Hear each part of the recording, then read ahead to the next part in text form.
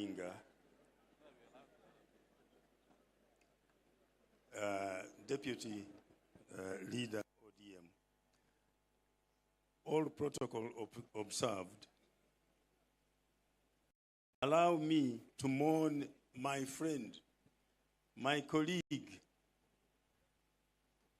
Honorable Sifuna is the only person I had been left with behind here from the time we lost our elections in 2002. Because no one put us to any government job until my governor here gave me something in 2013. And then another governor there gave me another thing in 2019. Honorable Sifuna is a person I have had almost weekly meetings with up to the other time, just before he was taken ill. And he would call me sometimes just in order to have mock debates. We know what is happening over there. And then he calls me, he says, to rebuke me, to insult me. Because he doesn't know who else to insult. Because those who are doing it are too far away for him to insult. So he would then use that argument and put it to me. He said, this is what you are saying. Like if it was this matter of housing, he would say, you are saying you are going to deduct money from people to build houses. I said, to build houses for who? And things like those. So then when I try to explain, he says, I said, no. If you want to abuse someone who is higher, don't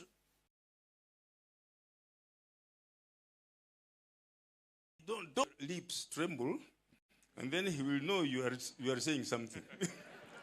he would have abused you. So Honorable Sifuna is someone that I'm going to miss. There is a lot that we were doing together. For the political leadership that is there now, I want you to know that wherever we pass, we who have been there, we are always asked, na sasa, nyinyi, wakati wenu haikukuwa hivi, what do you think about this? So we also have information. We also have ways to influence, the thinking of our people. And that's why I was using Sifuna, to test my arguments. Pole sana. I see my my former student here, Wajakoyo. I'm happy that you are here. I taught Wajakoyo in St. Peter's Mumias Form 5 and 6. And I'm happy that I have just a little bit about Wajakoyo. When he talked about marijuana, people wanted to take it lightly. I started Googling, and I saw you were right. Maybe that is something that you can pursue. Otherwise, for me, okay. Last, I want to say, I and Mheshimiwa have remained steadfast from 2005 when we chose to go Chungwa, when the rest of the county here was going banana. We have remained in ODM, and that is why I would have liked that maybe his coffin should have been draped in ODM colors. Asante sana kwa kunisikiliza. Thank you, Mheshimiwa Munyasia. Lips trembling is a sign of an insult. Asante Mheshimiwa Munyasia. Daktari, the newest doctor on the block. Daktari Bifoli Wakoli.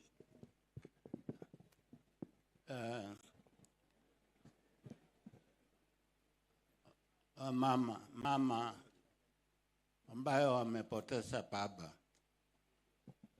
Prime Minister Emeritus, His Excellency the King, and Excellency Governors and all protocol observed. I have just one or two things to say. One, I want to make a correction. My brother is not a king of Bamutiru. I want to do that correction. is a king of Bamasaba. And Bamasaba means Bukusu and Bakisu of Uganda. He is our king, not Bamutilu, including me. I'm under him. That's why I went to receive him from the border with your Prime Minister Karibu. Now, kuongea juu ya Sifuna.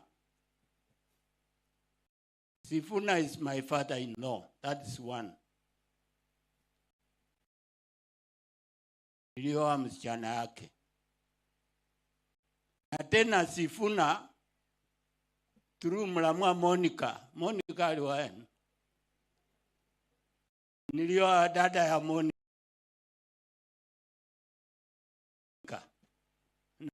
Na Monica brother, sisters. Sini kweli? No, Sifuna basakwa, Sifuna papo muko. Na hebo kuoro mama keke. Na mwezi. Sibanya bako nulo makasi. Lakini Sifuna Senate. Aliwa. Oino na yomu ichukuluwasi. Sendi kukao. Nana ba mungo muna I'm so much related, but I want to respect the one that is supreme. Sifuna was my friend. I was one of his chief campaigners, and I finally contested against him. And after removing Sifuna, he never petitioned against me. All he told me, niwaambia kwa Kibukusu, ambolera liko, aliweziwayi makochishita nicho kuli nacho, wasi nakulekhere, ocho beko ne buluwale bwefwe. Lakini mimi nilikataa ugonjwa wa siasa. Nilipoanguka kura, nilirudi darasani. That's why they are calling me a doctor. Me, I'm reading. I don't want to have stress. I'm a stress-free man. Kwa hiyo mengi, weazi nenya anome kama karibu kweta, lakini niliye nenya ya kuke karasi, basai. Kama sikaka Sifuna, let us not reduce Sifuna in a village thing. Kukakola kurio, bali babandu kuriano be mrengo fulani, mkakuambia chisonita. Sifuna Kanyoli are represented by international community. A king from Uganda, the government of Uganda is here, and all over. None weno oliko nende bi mari byo bye siasa lindaje ekolobo khole byerebi. Namazini. No lineli khwane wakoli ninde muchini napuye. Bindu bya jemu bya khaneke bindu byana. Bya mabindu byenywe byebyo linda muchuli. Namama langa chirali chenywe mukhole siasa chenywe. Lakini sio kwa matanga ya the hero like Sifuna. Some of you who are being used may never rise to the level where my father-in-law has risen. And all these people have come to mourn Lawrence Sifuna, regardless of their political affiliation. Let us give them time. Karibu lakini. Santa Daktari Sylvester Wakoli Bifoli, former member of parliament wa Bumula. We call sasa Mheshimiwa Mwambuma Bonga. Bumula tena. Asante sana Mheshimiwa Makali. Familia ya mzee Mheshimiwa Lawrence Sifuna ikiongozwa na Mama Mefa. Mama Mefa alikuwa mwalimu wangu katika hii shule ambayo nimesimama. Watoto wake wakiongozwa na Senator Sifuna pamoja na Priscovia. Right Honorable Mheshimiwa Raila Odinga. Kingi wa Bamasaba, governors wakiongozwa na governor wetu Right Honorable Mheshimiwa Ken Lusaka, Governor Nyang'nyong, Governor James Orengo, former governor, my brother Oparanya, waheshimiwa wabunge, viongozi mlioko hapa, kanisa ambayo imesimamia matanga ya mwenda zake, tumsifu Yesu Kristo. Bwana asifiwe. Hebu tusalamiane hewani, salamu za Mheshimiwa Lawrence. Asante sana. We are privileged to sit here and celebrate such a great man. Mimi nilimjua au nilijuana na familia ya Mheshimiwa Lawrence in 80s. Na wakati huo, it's true, yale Mheshimiwa Mukisa amesema hapa. Wakati tulipata kazi Nairobi, tulikuwa tunapanda gari inaitwa Wepesi. Believe me, tulikuwa tunapanda na mheshimiwa akiwa mheshimiwa. Na mashauri yake every day ikanitia moyo pia mimi kuanza kufikiria kuingia katika siasa. Bumula, mtu wa kwanza among the first leaders ambao walinitembelea kwa boma yangu alikuwa huyu mzee. Na alikuwa kwa boma yangu almost 3 times akinishauri. Wakati nilisimama useneta, huyu mheshimiwa alikuwa kwa chama ingine, akaniita kwake. And madam mwalimu wangu kaniconfirm. Na nikaenda na akanishauri akasema, I will support you as an individual. Na akaeleza yale yote alikuwa naye. So, bamutiru. Mwatibishe ya karikari babu kusubalo mangabari. Bahone, mwatibishe mwiwana wenywe umunyindafu. Omusoreri bero yinganan nendo musahuru arakusibala bali moyi sekaba omundu mwangu tawe. The democratic space that we are enjoying today, it's because of the sacrifice of such a great man. Huyu Sifuna ambaye amelala hapa, kuna kitu nataka kuambia Bamutiru. Nenecha Mungu mwe kambola alipapa naleka kuimakura alikubera nabo no mwana kaseruhe abakaloma Senator Edwin Sifuna. Bamutiru chikolo cyose kiri kiryota mukhulumula lo mwana na Kenya Kenya mune chisa. So this is a hero.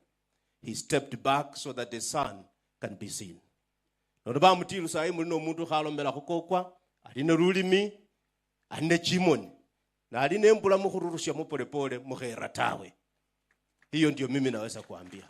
Khubera bale beba khumala lakini no musula ino nesisi nini sia Sifuna sibao. I have 2 things to say alafu niketi chini. Niliposikisa mzee huyu, I picked 3 things. And while I was coming on the way, actually I had to remember them. The Greeks were not fools to categorize every society into 3. That the group number 1 are idiots. And idiots are not people who are mentally ill. Ni wale watu who are private, selfish, who are full of themselves. And the group number 2 are tribalists. Tribalists are those people who view others in the eye of their tribe. They can't reason.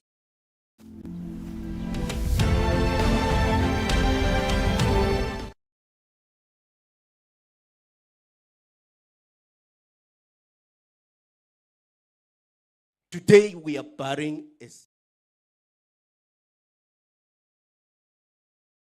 NGO mubukusiya bechanga na bintu bitaru na biongozi bali anana kesi bero barekhelango mulosi khubero oreremo bikenga oreremo bichikhi oreremo bisanju byosa bikhola likho ka mukhe kabechanga kabuli mundu akabona ne kerusiro bali kamasiro rekhela babami.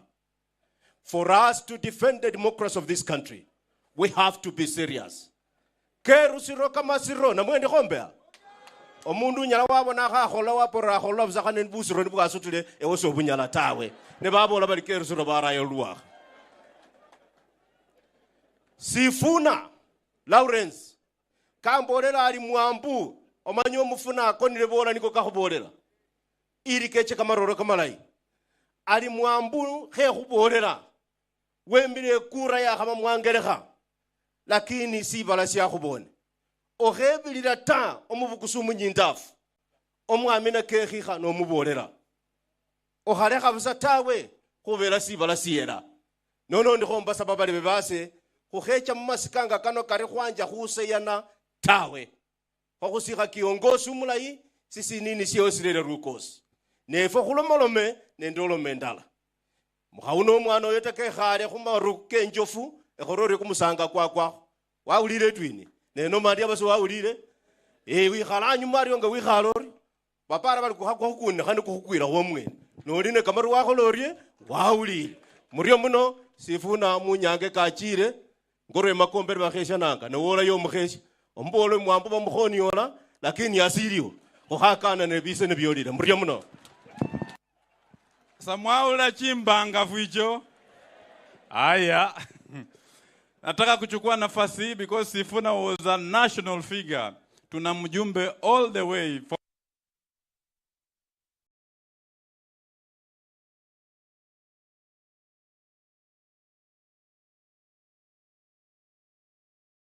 Honorable Roland Sifuna. It's very difficult for me to call the Right Honorable Prime Minister as former. I always see you as my Prime Minister. All the governors who are here present, and the former members of parliament, the current members of parliament, that all the MCA's protocol observed. First and foremost, initially I really didn't want to come because I didn't know in which capacity. I'm here because one of my sister's son is married from this Sifuna family to Roland Sifuna is a Korera through Mama Rubina. Kisii is in our home. And because of that marriage, the governor of Nairobi, and through our son who is here, who is married in this family, he made sure that he went around and recruited a lot of people to ODM, including myself. Of course, I was a supporter of the Right Honorable Raila Odinga, a friend of Mother Karua for a long time. But our son said, you have all to be in ODM, live members, so that those in Nairobi can vote for the current senator. The senator doesn't know that, but our son recruited all of us. And me was an ordinary member. I was made to pay a live membership. So that nobody challenges, we know where we are moved to. I want to pass my condolences. It's a very, very good and loving family. I'm happy that we are here today to see the hero whom I admired as a member of parliament at that time. I was together with Wamunyinyi, Munyansia, who came for me, and all the others. And as they said, during those days, the salaries were so small, but it is not about money. It was about offering leadership. You were appreciated as a leader, not about the amount of money you paid. We never bought membership through corruption. We never bought any. You were the right person. We are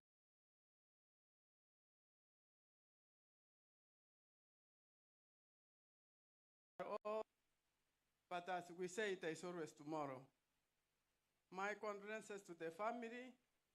In Kisii, I call it the Mukorera now, the Sifuna family. My condolences to everybody and all those here present. We received warm welcome as we came, and I thank everybody for welcoming us to bring our condolences from all the members of parliament from Kisii who served with Sifuna. Thank you so much. Asante Mheshimiwa Catherine Nyamato, asante. The next person ni rafiki yangu sana. Asante. Right Honorable Prime Minister, this old client of mine, I was life member of ODM number 889, 2007. 2017, tukapigana na rafiki yangu Edwin Sifuna to unseat this man, and all of us lost. I was the ODM candidate in 2017. This time around, nikasema lazima nitafute network. Nikatafuta network. Nikaenda kwa Ford Kenya, And then the rest is history. Asante mheshimiwa Mwenyinyi. Asante. Fanya kazi lakini chunga kabisa.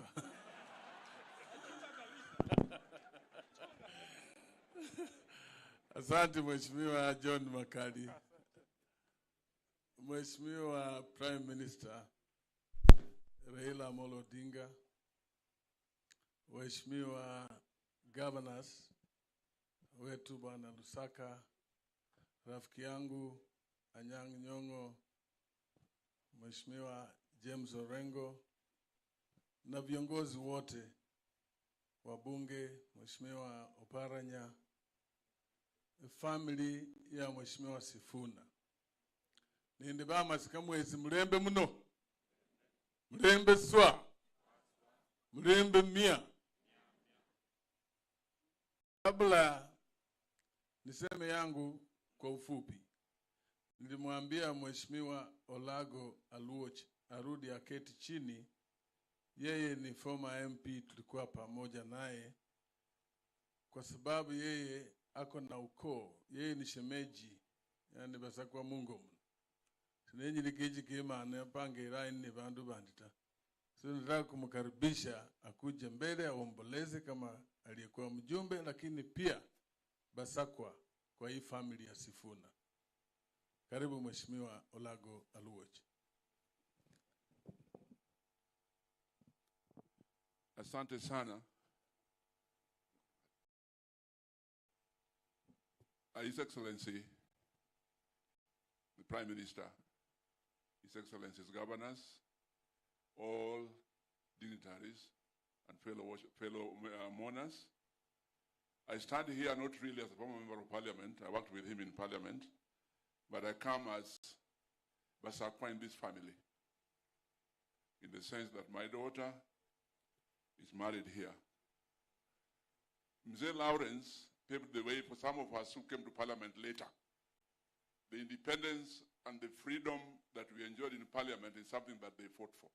And some of those who fought with him are here, they will speak.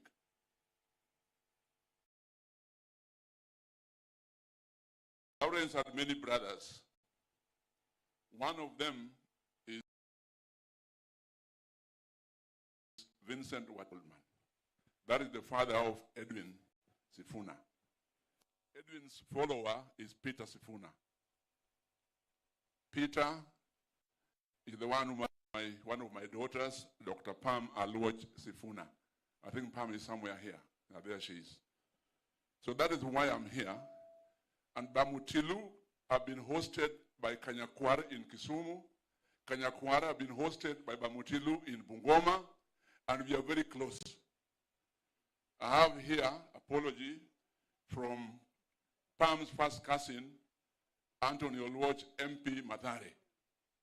But Anthony Oluoch's father, my brother Charles Sondiek, and Anthony's mother are here with us.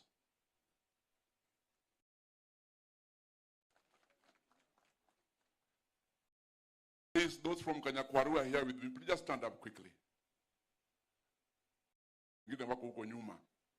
That's the team that have been hosting Bamutilu. They have been hosted by Bamutilu. Mom's mom, Mama Susan, is the one that follows Honorable Aduma, Wakusaliwa, MP Nyakach. Honorable Aduma is also here. I know he's going to speak when MPs are speaking. But what do we learn from sending off such a fine old man? That leadership is not to be bought. Leadership is to provide a way forward for people, not to earn. I was quite moved when I saw Edwin Sifuna say, the day Mzee passed on, that he left a legacy that many Sifunas can now have doors opened for them. It's because he made a name. That is why, when we are here, we should remember as leaders.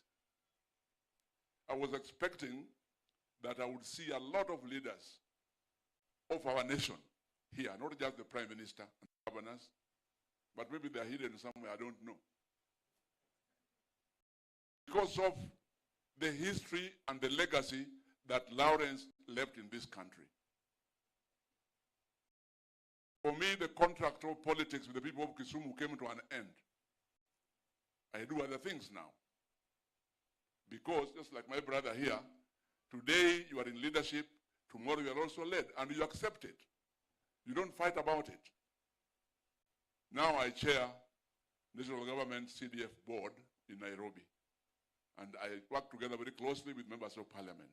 Yesterday I was in Sirisia and other constituencies around here. So, let us send off this old man and hope that the legacy which he's leaving behind will lead the Sifuna family higher and higher and higher. May God bless you all. Thank you. Thank you very much, Mheshimiwa Olago Aluoch. Hata mimi ningetaka nichukue dakika chache kidogo kuomboleza rafiki wetu, baba kisiasa, baba yetu kiukoo, na kiongozi aliyetufunza mengi kisiasa. Nachukua hii fursa ya kwanza kumwambia mama ipole and the family. Sifuna, ile kazi amefanyia nchi yetu, kama vile my senior colleague, Mheshimiwa Dr. Kitui alisema. You've heard Mheshimiwa Olago akisema. Alifanyia nchi yetu kazi nyingi zaidi. Those times were very difficult. Tulipitia kwa mambo mengi. 1997, when I was first elected, that was when Bungoma South was split into two, and Bumula ikazaliwa na Kandui ikazaliwa. So Mheshimiwa Sifuna opted kwenda Bumula, ndiye akawacha Kandui, mimi nikapata hiyo nafasi. Alinifunza nilipochaguliwa. Tukaenda huko tukakutana na kina Mheshimiwa Orengo wa Nyang'nyongo na wengine. Tukaendeleza tukiwa na kina Kitui wa team. Sisi tulikuwa pande moja. Tukaendeleza ile struggle to achieve expanded democratic space. Ile ilikuwa inahitajika katika nchi yetu. I always remember kumoja polisi wakikutafuta. Ilikuwa tumewekelewa makosa, sitaki kusema hiyo. Sasa wakitutafuta, Sifuna arranged na watu wengine, tukatoroshwa na gari ingine mpaka kwa Mheshimiwa Jimmy Orengo. Jimmy hakujua, tukafungiwa kwa bedroom kwa Jimmy Orengo kwake nyumbani. Na Sifuna alikuwa amepanga wakati huo kuchoma, let me say this, kuchoma ofisi za KANU huko Nairobi. Tukachoma zile za huko Kibera, tukachoma hizi za huko Kawangware, tukachomeka hata ya mwisho mahali karibu tuwawe ilikuwa Shauri Moyo. Tukitoka Shauri Moyo tukienda ile ya bus station. So Sifuna struggled. Huyu hata mpaka tukapigwa nyuki from Stars, Shauri Moyo kwa Captain Masinde that time.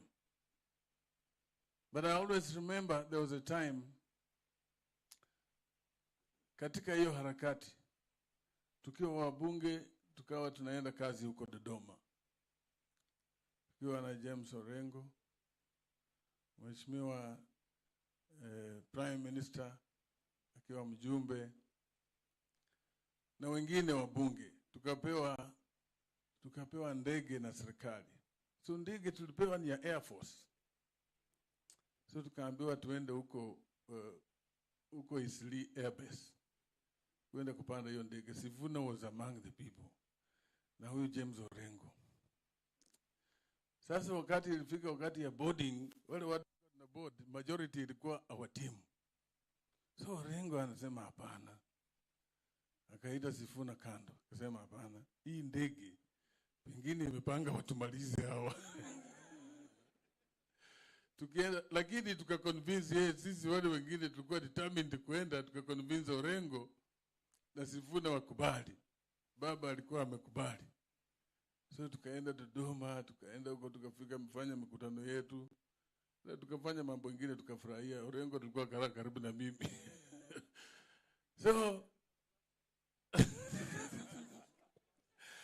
So tulifanya kazi na Sifuna. Yeye alitufunza mambo mengi, ujasiri, kutokuwa na uoga, kuwa na msimamo, kusema ukweli. If it is yes, is yes. Kama ni no, ni no. Na Sifuna hata kuambia mimi naenda kufanya hii leo, aenda kufanya ingine. Kakira mwaulirangana bora kama kwa pusi abe pusi sale pusi. Yani ile yake ndio hiyo, sio tofauti. And when he said he's going to take this route, he's taking that route. So we've lost kiongozi katika county yetu. It's not just the family. Sio pigo kwa family peke yake. It is this county, it is this country. It is those who value what they worked for and what they stood for in the war, in the liberation struggle. Mnakumbuka watu walikuwa wanalala kwa barabara hapa Bungoma. Sifuna was leading. Watu wanalala kwa barabara. Bandu bakaliano, young guys may not know. Lakini kama hokaba kama rafu. Paka inji yetu ifike mahali imefika sahi. So we should appreciate, celebrate Sifuna na mambo mengi yale maombi familia na watu wengine wamesema is important. Governor Lusaka kitu kidogo kama hiyo. Wewe tayari umeshajipatia barabara nyingine patia Sifuna. Lusaka rodiko. Lusaka rodiko hapo sasa hii kwa Sifuna road. You know, kukumbuka kazi ambayo alifanya. Si ni kweli? So esinenya na kamirabwe nao. Sisi tunajua mimi nilikuwa mjumbe. This guy John Makali has been my friend for a long time. And he's been my lawyer for a long time in both civil and criminal matters. Huyu jamaa.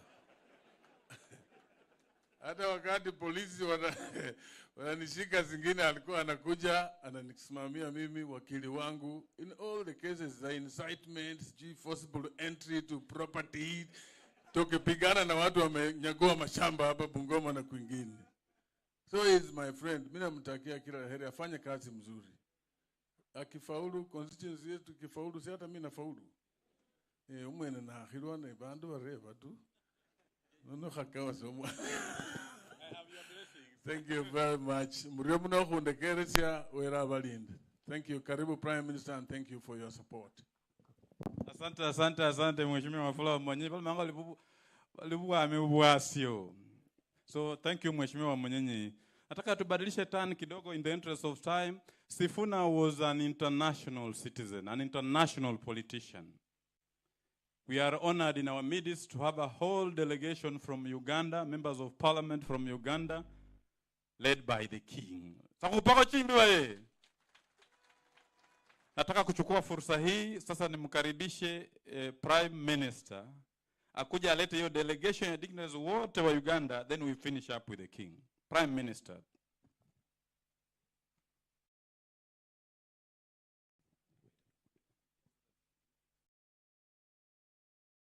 Right, Prime Minister,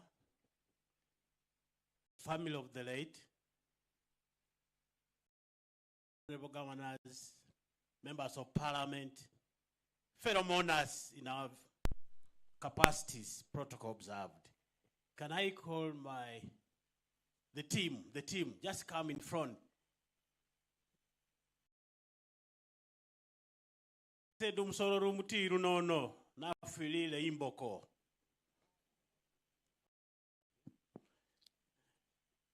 Delegation of Mukuka, please, we have no time. Just come.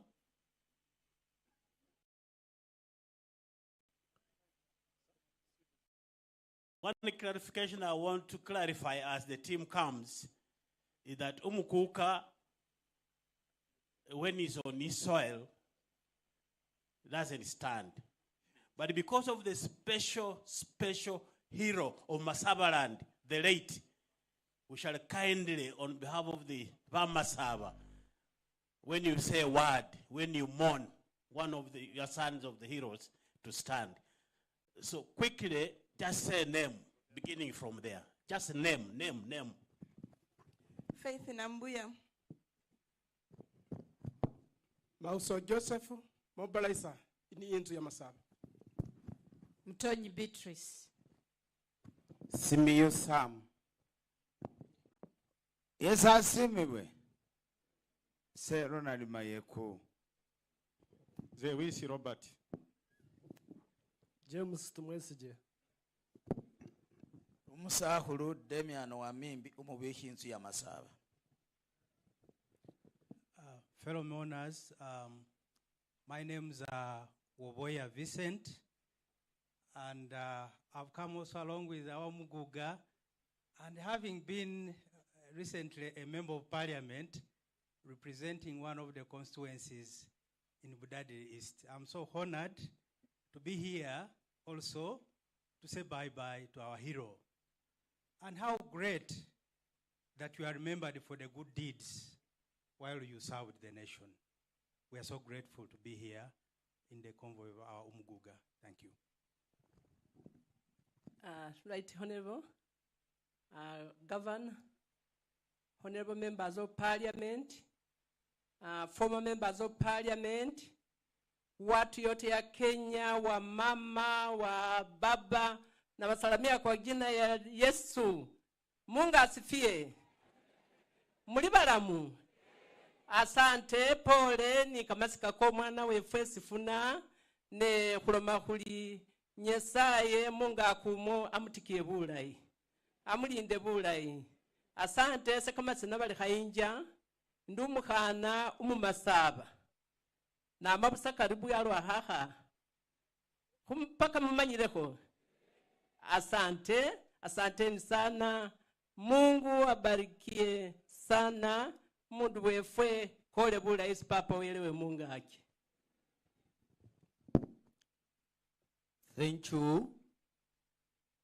The Right Honorable Prime Minister Emeritus, His Highness the Umukuka, Bamasaba be Kenya Muriena, Mulembete, Mulembe mie. If I'm to go back, I remember coming here as a governor Manafa in this county of Bungoma. I am now currently in Bududa as a governor, that mudslide district. I escorted His Highness to this sorrowful engagement here. Sorry for losing such a hero. And nobody can say bad when you are going. Whether you have hurt him or her, he will always say you are very good. But I want to say he was a very good Muse. Thank you very much for hosting us. I am Meru, like Mount Meru, there at the border of Kenya and Tanzania. And the other name, Patrick. I'm a Catholic. Mwena yo ba Masaba, mwena yo ba kusubefe, muno pole sana. Indumukuka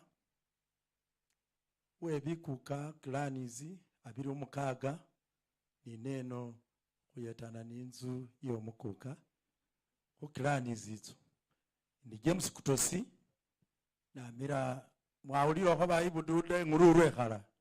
That's right. Ari kwasimire pole sana khufiro musani we Kamakesi developmental man, but kane khuso kundi isaba khuso kundi ufana ngani. Thanks a lot.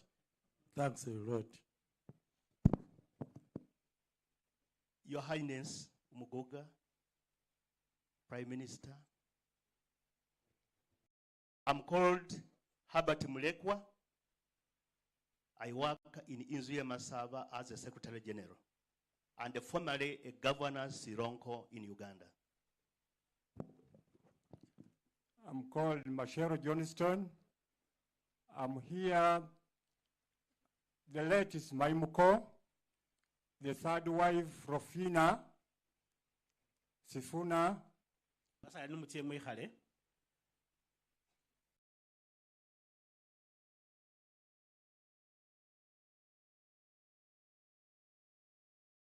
We are saddened we have lost. So my duty, as a former ambassador, I know protocol. Mine is only to ask His Highness Mike Judy Mudoma, come and mourn one of your hero sons.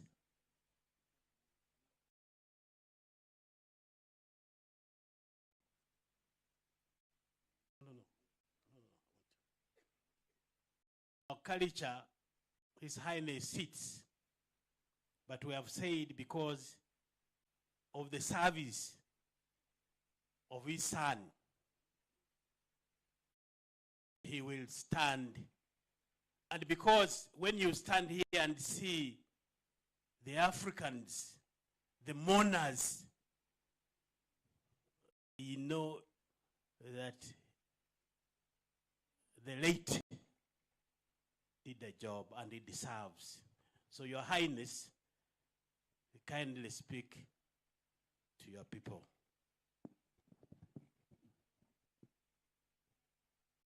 Fellow mourners, the Prime Minister, honorable members of Parliament, my own. I have a written condolence of only one page. You'll kindly allow me to read it in English.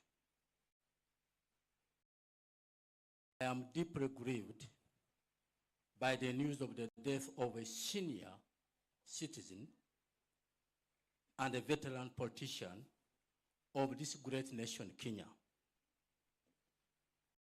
The family and the clan members, please accept for yourselves and the people of Bungoma and Kenya as a nation, including the entire political fraternity, my sincere condolences, which I address to you in my own name and that of this institution of Womukuka, 3 Weber Masaba, for the loss of my dear one, Honorable Lawrence Simiu Sifuna. We have lost a man of international possessions. It's a sad moment. Among the politicians of this great nation,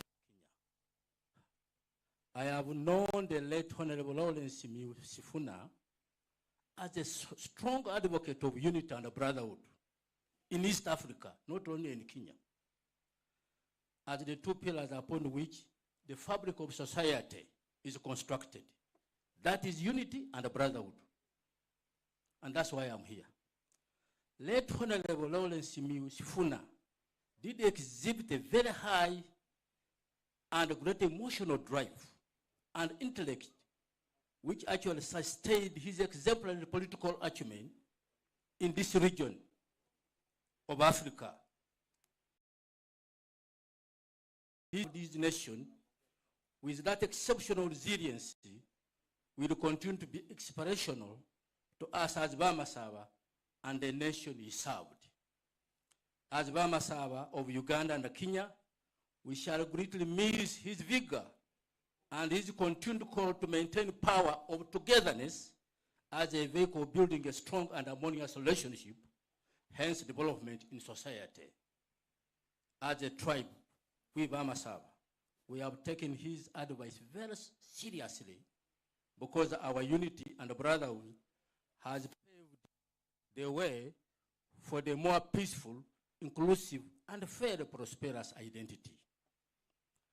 For the late rest in peace, that hero, I call upon East African community governments to expedite the East African Federation so that will enable us people who are divided by the colonial injustices to harness our collective strengths and work towards shared objectives as opposed to the current situation where, coming to Bungoma, I have to pass through the eye of a needle in order to visit my people across here. This has greatly jeopardized our efforts of pooling our talents, knowledge, and resources together to tackle matters effectively that affect us because of lack of free movement among ourselves.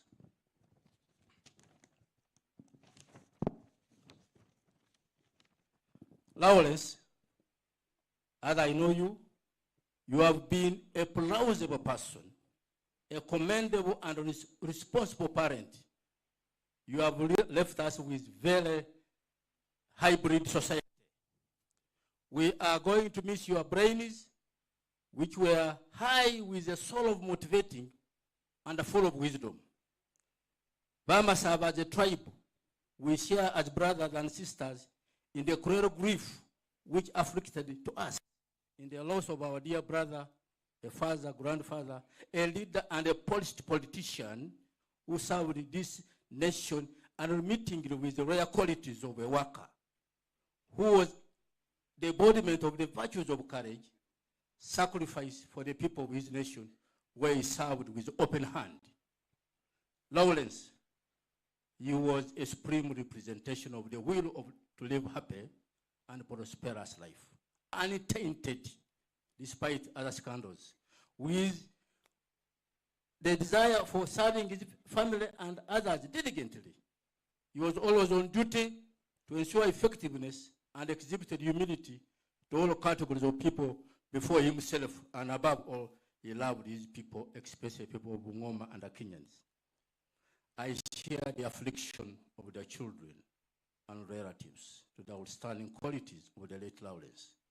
Please, as children and relatives, accept my deepest sympathies on account of your great loss caused by the death of an accomplished parent and a servant who completed his journey very well. He has left a stronger legacy which cannot be broken by hearsays. May God the Almighty strengthen the heights of the family and take comfort in knowing that Lawrence is now resting in the arms of our Lord. May the Lord provide the family with the indispensable strength to handle the current unfortunate situation with humility. May Lawrence's soul rest in everlasting peace. Signed by Jude Mike Mudoma, Umukuka Weber Masava. May his soul rest in peace.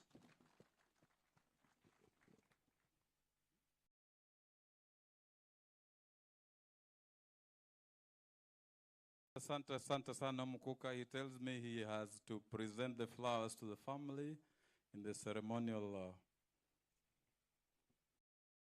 Thank you. Thank you, thank you, thank you, thank you, thank you.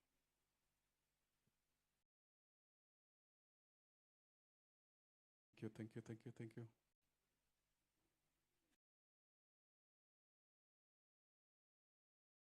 Thank you, thank you, thank you. Thank you, thank you, thank you. May his soul rest in eternal peace. I'm reminded that we are running short of time. We are running short of time. Let me recognize all the parliamentary staff who are here today, who have come all the way from Nairobi. Beni mikono yenyu tu, mkwe recognize. Parliamentary staff, pigia makofi kwa wale. To recognize all our professionals. We have representatives of the teachers' organizations. Walimu wote professionals. I can see Kenneth Nganga, the Secretary General. Tuwapigie makofi. Let me also recognize all the national government officials. If you know a national government official who is in our midst, just stand up to be recognized. Tupigie makofi, tuwapigie makofi, national government officials who are in our midst. Thank you for coming to mourn with us. In the interest of time, I want us to move very fast. Let me now take this particular opportunity to welcome my colleagues, the members of parliament. Thank you, my colleagues, for finding time to be here. Most of our colleagues are out on national assignments out of the country. But sisi wenye tuko hapa, we are representative of the members of parliament who have to follow in the footsteps of this lion that has fallen here. We were given time at the National Assembly to eulogize our hero here. And the members of parliament, I think, who are there eulogize our hero in the best way possible. So, members of parliament, kindly, in the same format, so that we don't waste a lot of time, mkuje tu hapa, the current serving members of parliament. Current serving members of parliament, kuja I can see Mheshimiwa Aduma Awor. Mheshimiwa Aduma Awor, I can see. I wish also to recognize Senator Eddie from Senator, not Senator, karibu sana Kandui. Let us welcome Aduma Awor, member of parliament for Nyakacho. Thank you. God is good all the time. His Excellency, the Prime Minister, Raila Amolo Odinga, and the party leader of ODM. His Excellency, the Governor of Bungoma, Lusaka. I will not say much because my party leader and my Governor of Kisumu is here. My name's Aradumo War, but in Parliament I'm popularly known as the Black Beauty of Baba. Maybe that is why many people do not know me, because my complexion is not very friendly with the cameras. So I'm here first because of the great role Mzee played. I'm also here as a relative, and I'm also here because my party leader is here. I came a little bit earlier, and I had the testimony of the great brothers of the late Mzee Sifuna, and I was touched with the testimony of Christopher, who said he grew up in the hands of Mzee. And one of the things he said was that Mzee had to make a decision whether to go for riches or to keep a name. And I think Mzee went for the name, and it is because of that name that we have even the great leader of ODM, Raila Amolo Odinga, in our midst today. When you see Raila here, you know that at 6, when Mzee will be escorted by the angels, he will sit by the side of Mzee Jaramogi Oginga Odinga, Masinde Muliro, Mumias Nabongo, Wamalo wa Kijana, because he's on the right side of his story. I was keenly looking at the eulogy, and I've seen names which many of the younger generations will not call here today. In this eulogy, whether James Orengo was here or not, you saw his name in the eulogy, and that is because of the special role they played in the struggle. I really want to thank you, Baba. I'm sure even the king of Uganda just knew this place would be peaceful because you are coming. That is why we have even these relatives of Uganda. We are also here because, as Honorable Agalwatch said, had I killed his wife, Susan, the short one who is there, then you people would not have had Pamela here, who is her daughter, and who is a daktari. So you've gotten the best. Baba, I want to say that all the people who are here today and who have served in this parliament have served because of the great role the 7 bearded sisters played. That is why you would see their names in the eulogy here today. Many of us who are in parliament today know that parliament has been captured. And we still look forward to Baba to redeem this country with his colleagues. We also know that it is historical and biblical that emancipation of the people of Western would actually come from the lake. So I want to thank Baba because I've worked closely with my colleagues, members of parliament who are here today. We worked very closely with Waluke in the last parliament. We worked closely with Wamunyenyi, who is the chairman of DAP party. But I want to say for sure that I know Baba has been very close with the people here because I recall my days when I was serving in City Hall, courtesy of Baba. And we served with Philip Kisii, who is also from Western. That is the time when, courtesy of Baba, I had the opportunity to interact with even your former governor.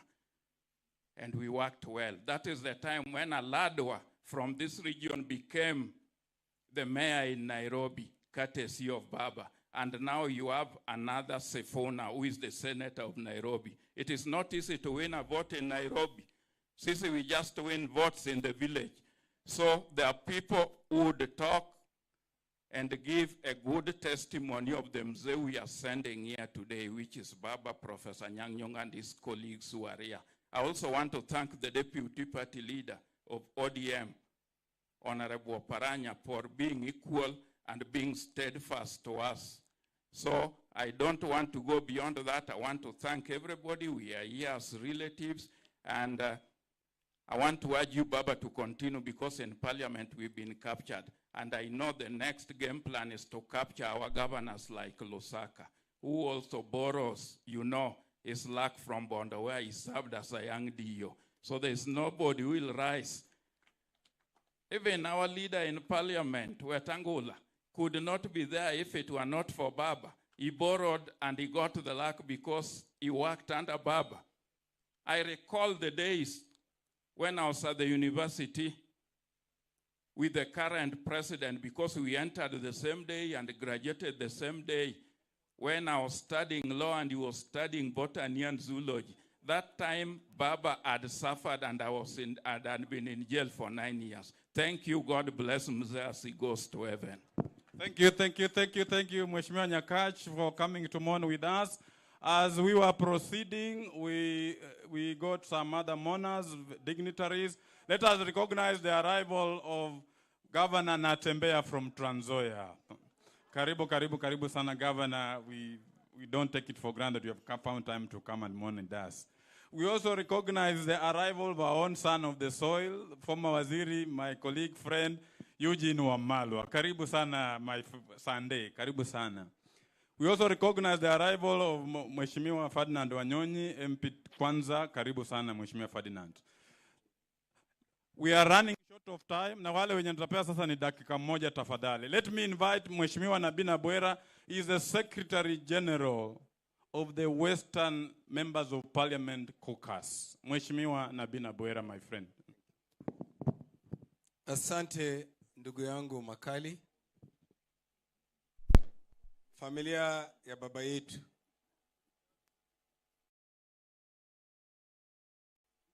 Mheshimiwa Prime Minister Raila Amolo Odinga. Magavana walio hapa, Deputy Party Leader wa chama changu cha ODM, Party Leader wa Chakoya, Party Leader Eugene, na nyinyi wote mliokuja. Bwana Yesu asifiwe. Yangu ni matatu. Ya kwanza, kwamba mzee nilimjua, watoto wake ni marafiki zangu.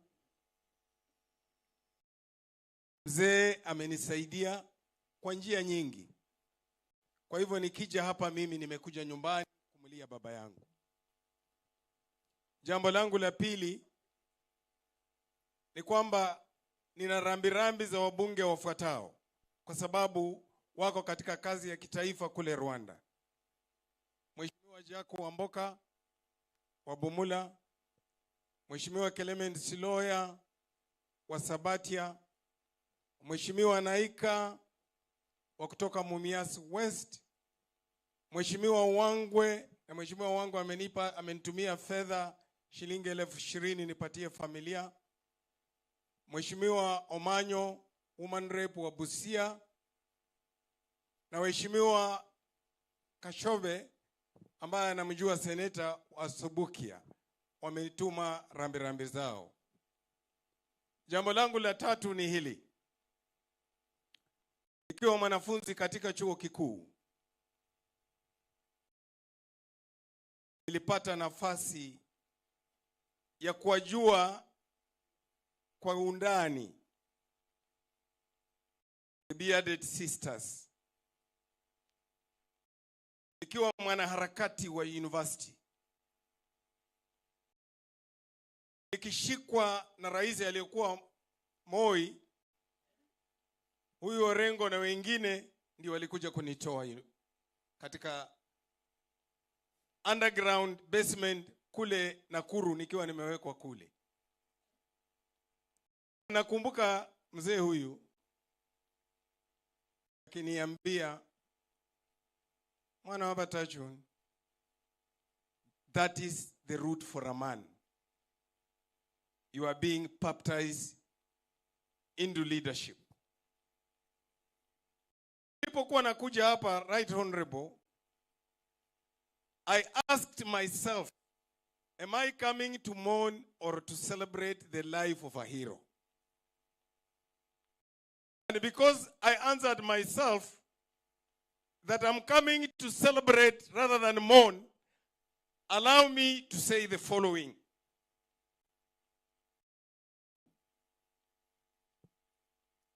What would I do differently that would make this man happy in heaven?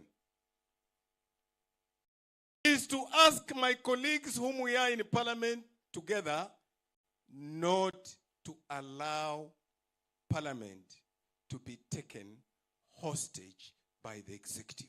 It would make this man happy. What would I do differently to make Sifuna receive me in heaven? Is to ensure that Kavirondo that was from Turukana to Hispania is one. Is one. The unity of Kavirondo is required now than ever before. The other day, why do you think the Meru and Kamba were meeting? Because they realize that the journey we have ahead, if we don't work together, we will perish individually. God bless you all. Mheshimiwa Nabwera for those words of wisdom. Let me have Mheshimiwa Ferdinand Wanyonyi from Trans here. But as he comes, we recognize the arrival and presence of our own daughter of the soil, Susan Nakhumicha, the CS Health. Karibuni sana, karibu sana. Karibu sana CS, karibu sana. I knew you had a function in Kitale you were supposed to attend. We don't take it for granted that you have found time to come. Karibu sana Waziri Susan Nakhumicha. Basi, on the behalf of the people of Trans Nzoia, I've come to say pole to the family of mzee ambao nilijua sana. Nilipokuwa mdogo, akiwa late, sitaki kuchukua muda mrefu, isipokuwa kusema pole sana kwa familia ya ndugu yetu mzee ambao tulimjua sana akiwa bunge. Mimi nimekuja rambirambi kutoka Trans Nzoia, wengi tungekuja hapa, lakini ulikuwa na sheria mpaka tumekuwa na gavana wetu na wengine huko, tumechelewa. Kwa hivyo sitaki nichukue muda, nikuja tu niseme pole kwa familia. Na huyu mzee alifanya kazi. Mimi nilipokuwa kijana nilimsikia akiwa bunge. Was a no nonsense person. And sisi pia tunajaribu kufuata nyayo zake. Iliyoko ni ya kwamba tuwe na umoja ili siku moja pia sisi tujulikane pali mzee alipokuwa bungeni. Kwa hivyo yangu ni kusema tu pole kwa niaba ya familia yangu, kwa sababu familia ilijua sana mzee Mheshimiwa Sifuna. Na kwa hivyo nimekuja tu kusema pole, mimi nikiwa hapa kwa niaba ya party yangu ya Ford Kenya, mimi nikiwa vice chairman wa party ya Ford Kenya, nimekuja kusema pole sana. Kwa hivyo asante sana kumpatia nafasi. Thank you. Asante sana Mheshimiwa Ferdinand Wanyonyi. Nafasi hii nataka kumpatia Mheshimiwa John Koi Waluke, mwenyekiti wa Western MPs Caucus. Haya. Your Excellency, the right Prime Minister wetu,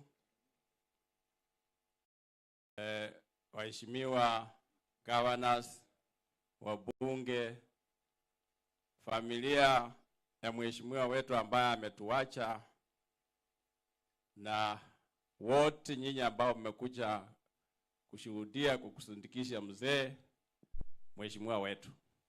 Hamjambo?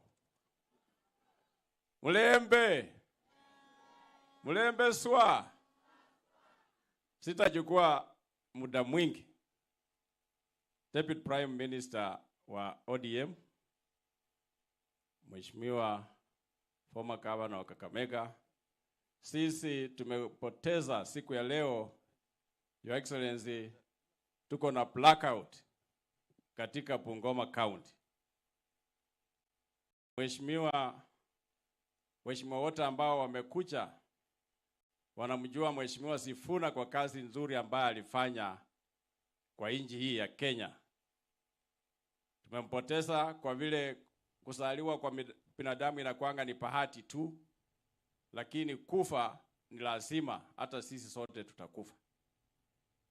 Kwa hivyo tunaomba Mwenyezi Mungu ailaze roho yake mahali pema peponi. Ninaongea hapa kama chairman ya Western Regional Parliamentary Caucus.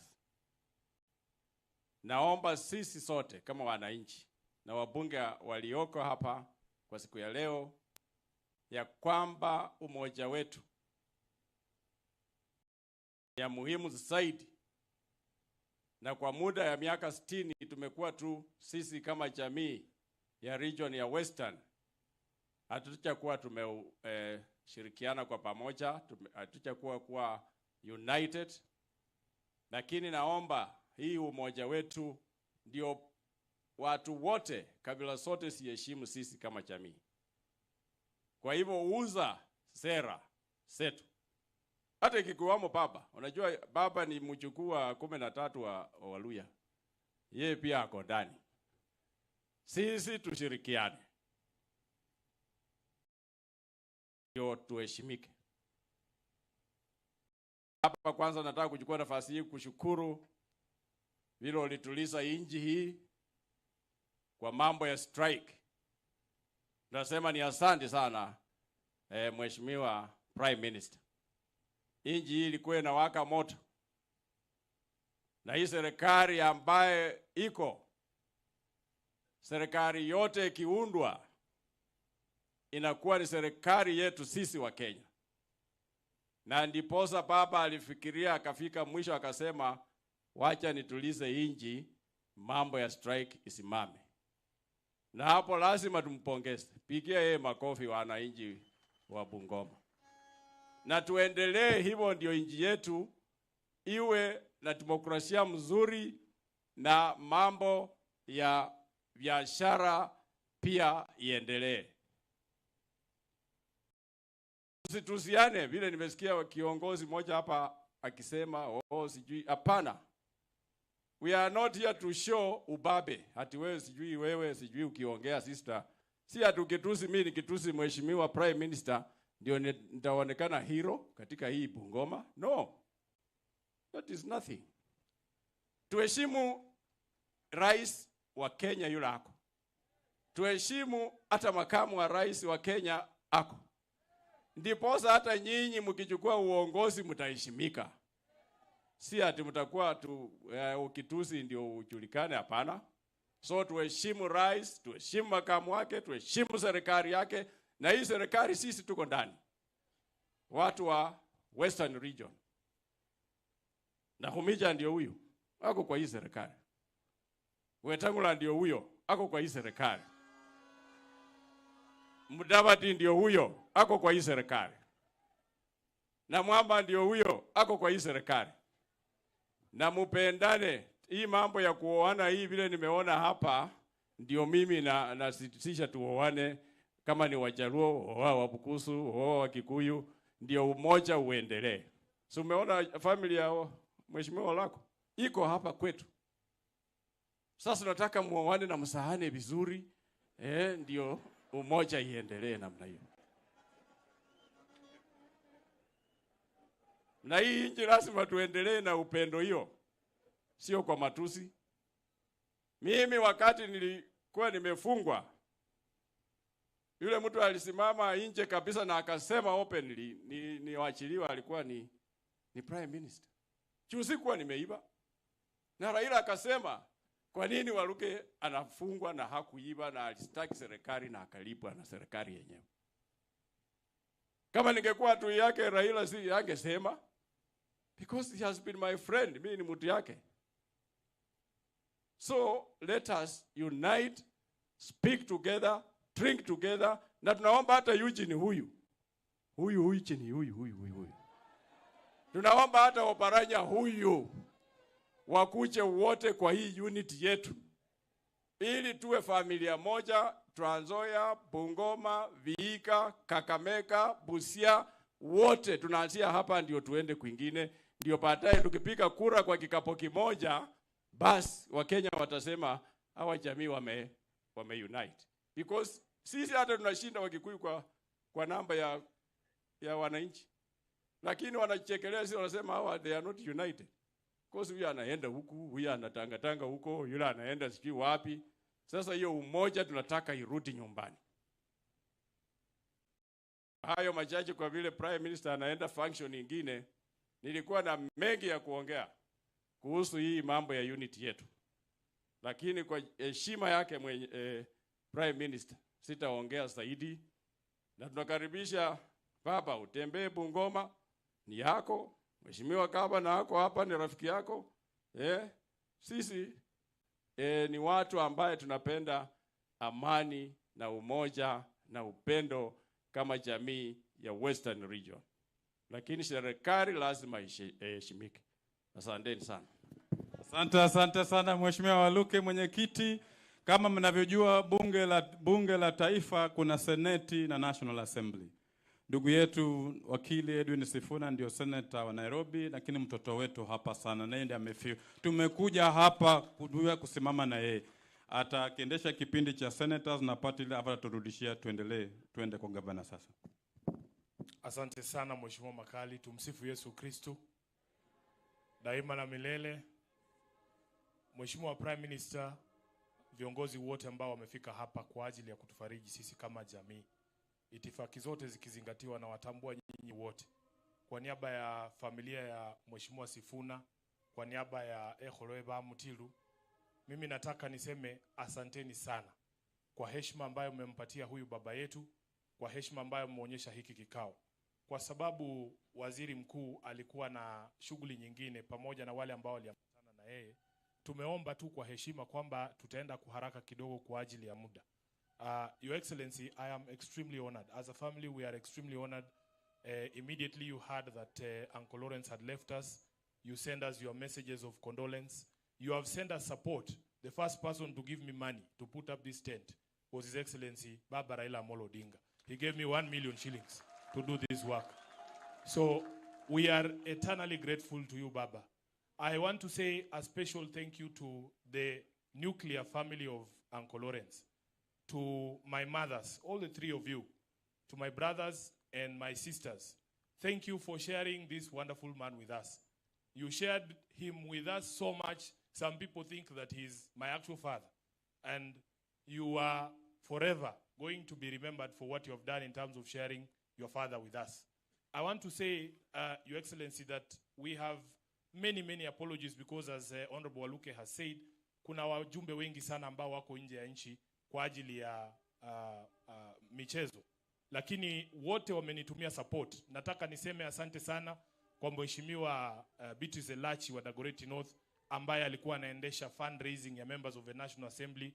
Wamenipatia pesa ya kutosha kufanya hii hafla. I want to say thank you to my brother Eddie. He's here. Eddie Okech is a senator for Migori. And he's a very good footballer, by the way. But he chose not to go to Rwanda so that he can be with me. And he was the one coordinating the fundraiser on behalf of the senators. Karibu sana, Father.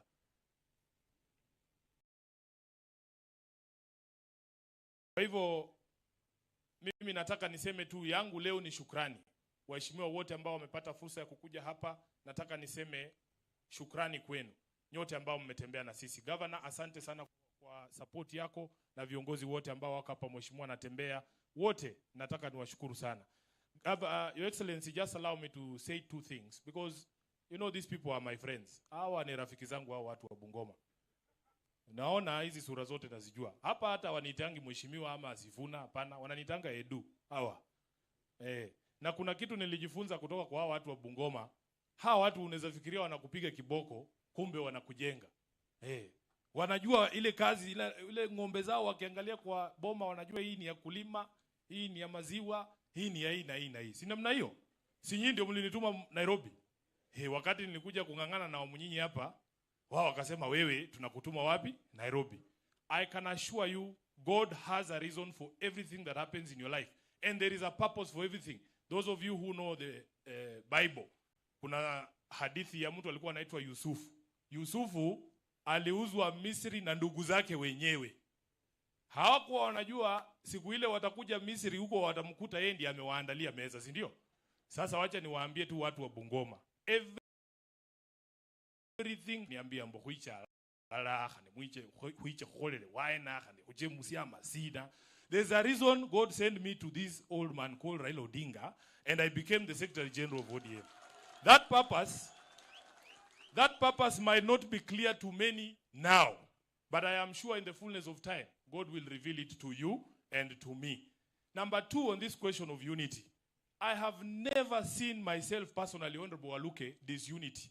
When it comes to issues of our people here, when there was a rumor that the cabinet had said they were going to set parastatals, including Zoya Sugar, without parliamentary approval, the first people to speak were members of ODM from Western Kenya. Nikiwa hapo mimi, Mheshimiwa Nabii alikuwa hapo.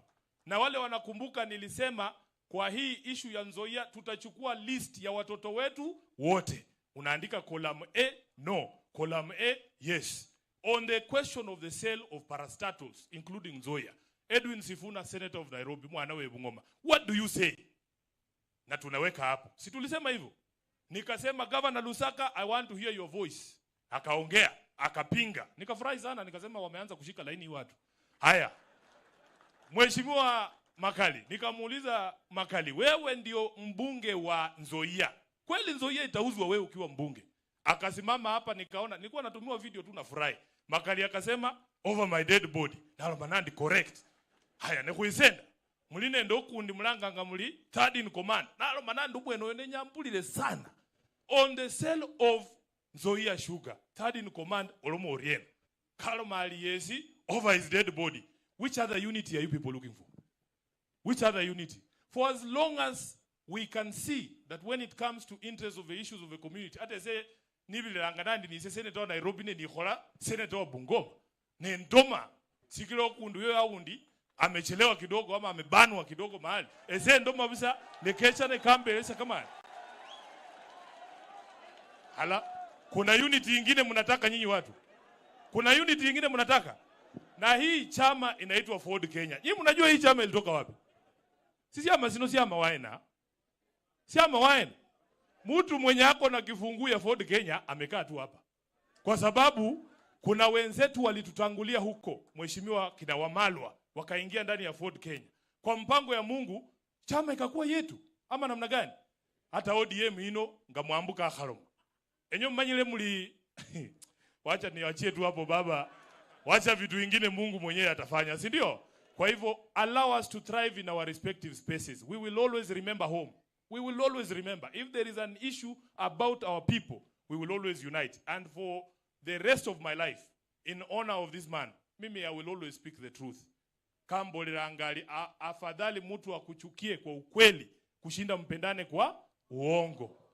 Sasa hii mapenzi ya uongo mimi nilikataa.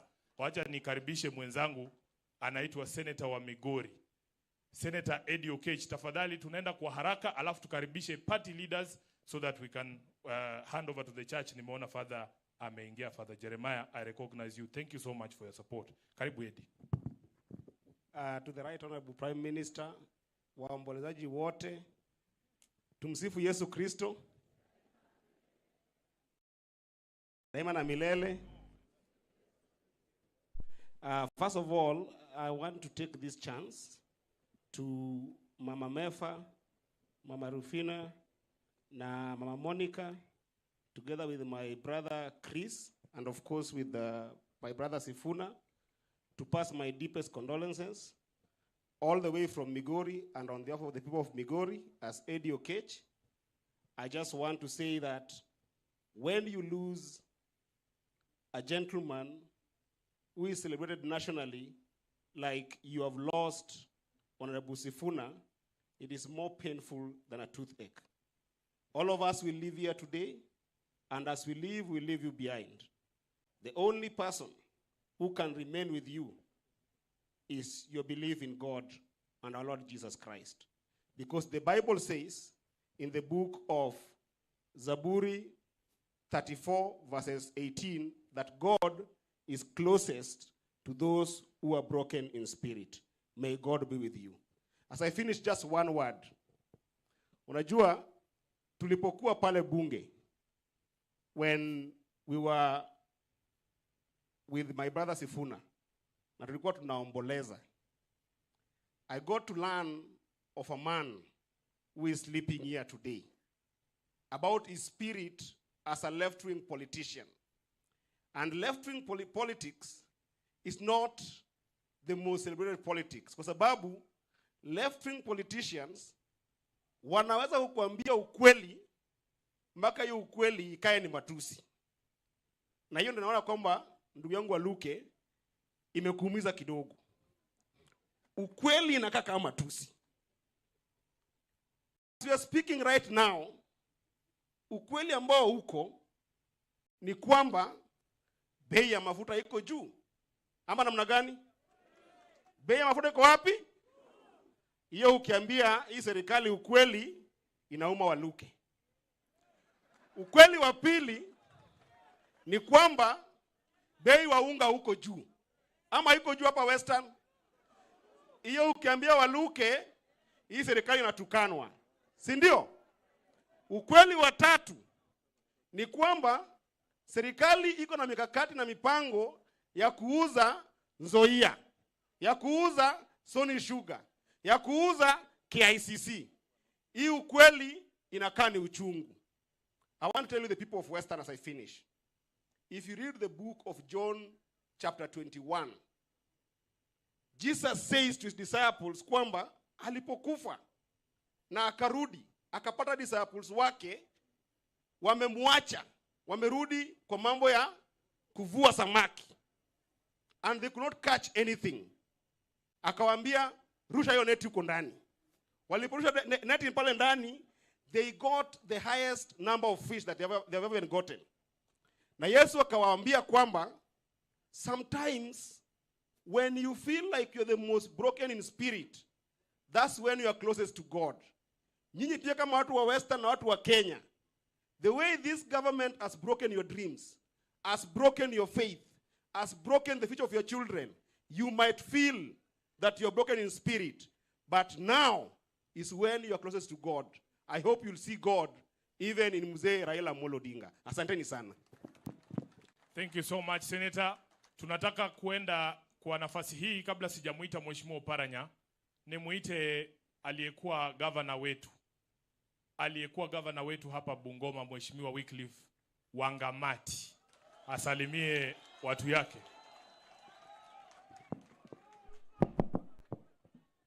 Asante sana Mheshimiwa Senator Sifuna.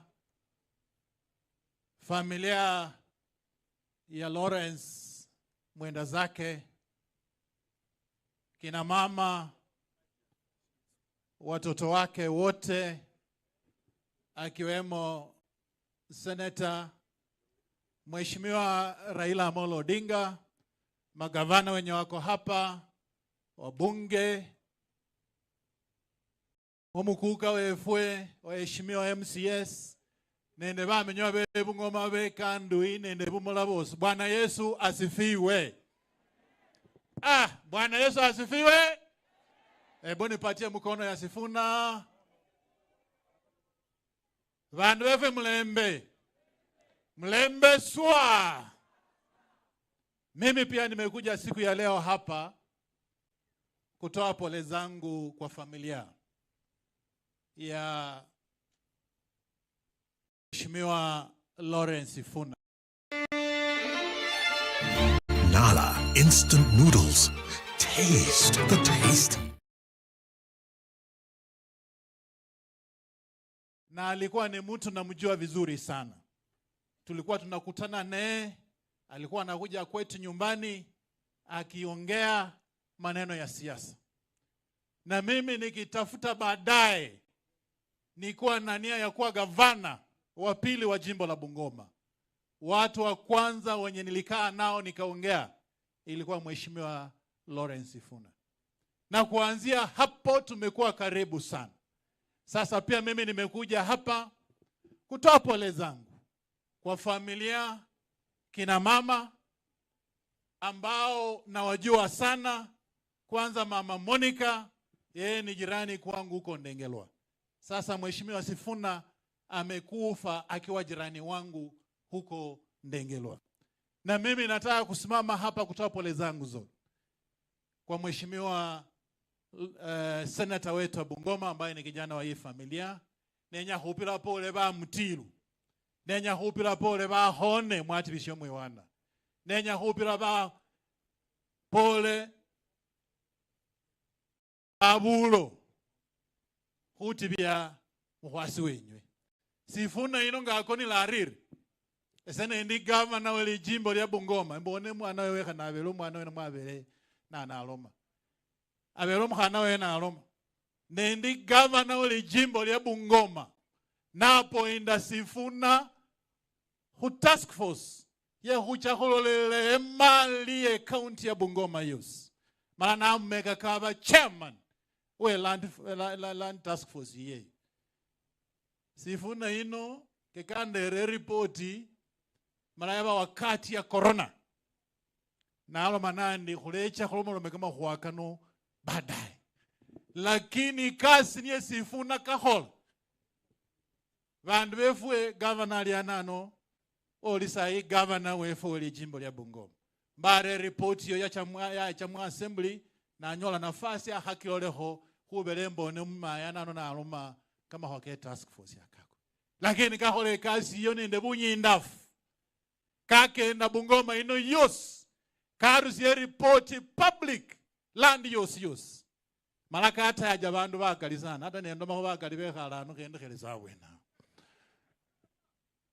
Lakini kama na kokahola kamala governor na alinyola nafasi ataangalia hiyo ripoti mala alole nishanyalaho.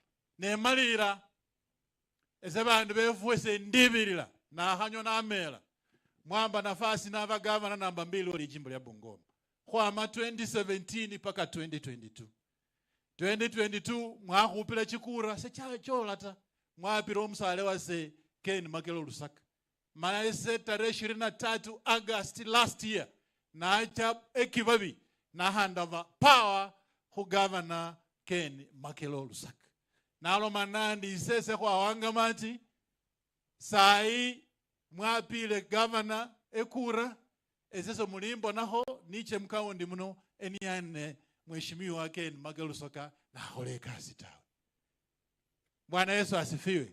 Gena malende bandu wefe nembo bya senjo wena naro enola naro bele ngusi yanga mahandazi no nengusi yako mahandazi hata na rumirano juice chairman kare rakoli moto le ya mahandazi mufukirira kama kwa 2027 wele niomanya kwa kuline kubone otherwise asanteni sana na Mungu awabariki. Thank you. I can confirm ngulanga kumandazi kuniye Nairobi yeyo akulisianga. Thank you, Governor. I want to specially recognize all the people who have come from Nairobi to be with me, please. Just stand up. Watu waone tu. Naona madirector kwa ofisi. Hawa jamaa hawa ni madirector.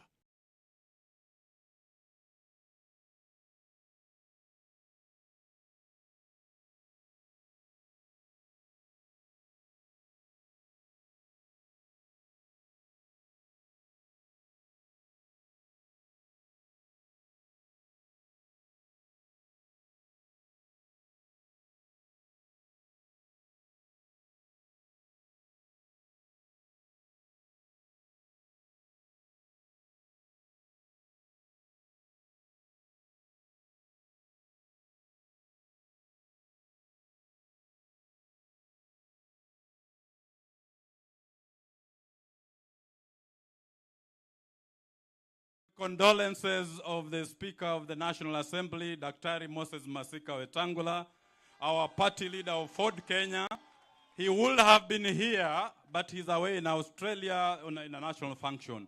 I bring also the condolences of the Senator of Bungoma County, Wafula Wakoli, is out on a national assignment. I bring the condolences of Honorable Didimas Wekesa, MP Kimilili, who is also away, together with the condolences of Honorable Martin Wanyonyi Pepela and Honorable Majimbo Kalasinga, who is also away in Nairobi. As your chosen representative, I want to assure you this. We will remain united. We will fight for Nzoia Sugar Company like we have fought. We will work towards the economic empowerment of our people, and we shall never budge. What I urge is that as leaders from this particular side, for our numbers to count, we must remain united and together so that we can be able to move our agenda as a region forward. With those many remarks, nawaambia asanteni sana kwa kuja na poleni sana, poleni sana, poleni sana. Wacha tusindikishe huyu shujaa. Tusindikishe huyu shujaa kwa amani, kwa heshima ambayo inafaa. And I say, fare thee well, Lawrence Simiyu Sifuna. Where cometh another like Lawrence Sifuna? Poleni sana na asante. Thank you Mheshimiwa Makali. Kwa haraka sana, kuna viongozi wa chama wako hapa. Executive Director wetu Mheshimiwa Odoro Ngweni yuko hapa. Chairman wa ODM, naona chairman huyo ni wa Nyandarua. Huyo anaitwa Dickson, anatoka Nyandarua. Huyu ni chairman wa Narok, Kazaro, baba anamjua vizuri sana. Nikumbushe huko sioni vizuri bwana. Trans Nzoia, oh yes, Trans Nzoia, asante sana. Khalaba. Oh, asante Muamina Khobode. Thank you very much. Let me take this opportunity to welcome our governor, His Excellency Ken Lusaka. Alafu governor utaamsha wenzako kwa heshima kubwa, waje na wao watuomboleze. Asante sana governor.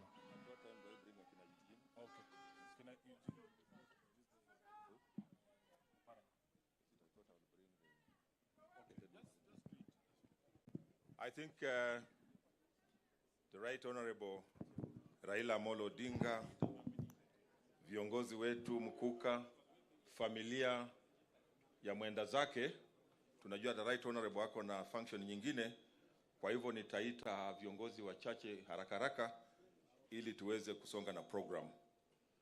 Nikubalie nimwalike, unajua mimi pia ni Deputy Party Leader wa Ford Kenya.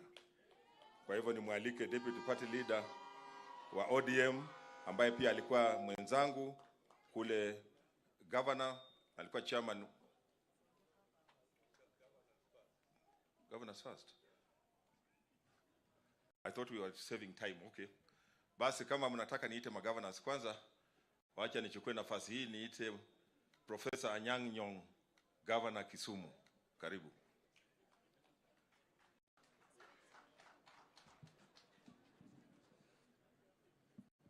His Royal Highness the King, the Right Honorable Prime Minister, magovernors, wajumbe, wananchi watukufu, hamjambo.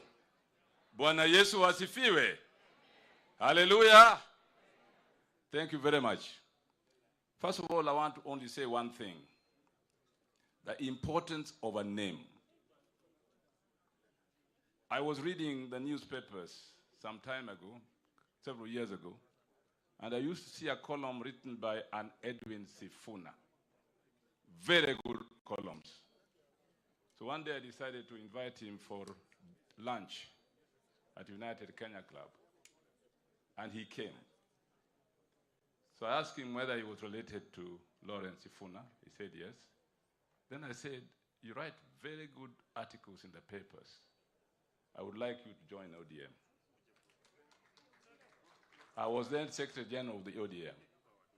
That is how the journey of Edwin Sifuna started into the party. And in the end, he became Secretary General that I had been. If Lawrence Sifuna had not had a good name in Parliament, I would not have recognized the importance of Edwin Sifuna. If Lawrence Sifuna had not been a man of principle, I would not have associated Edwin Sifuna with Lawrence Siuna. But Edwin, like his uncle Lawrence, has done a sterling job in the party. A man of principle, a man of integrity, a man who is committed to the future of our people, not of himself. Finally, I want to tell you a story. There was at one time when a father and a son, two sons actually, one was young, one was older. The landlord decided to throw them out of an apartment in New York because they had delayed in their rent for 1 month. So the family went to court because they knew being late for 1 month is not tantamount being thrown out of your apartment. But the man wanted to sell that apartment and wanted to get these poor people out. The man hired a lawyer. They went to court. The family was defeated, and they were thrown out. And the father and the eldest brother committed suicide because of the pain of being thrown out of an apartment unfairly by a lawyer who defended the landlord. So the guy said, okay, let me bury my father and my brother. He went to the cemetery manager, and said, please, we are a poor family. Show me a place where I can bury my father and brother. So the guy said, just go and look. Choose one, and we shall negotiate. So the guy looked. Then he found a place where the grave was written, here lies a lawyer and a gentleman. The boy rushed back to the manager. I have found a grave where two people are buried, a lawyer and a gentleman. So the manager went, no, these are not two people. This is just one person. The boy said, I've never met a lawyer who is a gentleman. Bwana Yesu asifiwe. Thank you very much.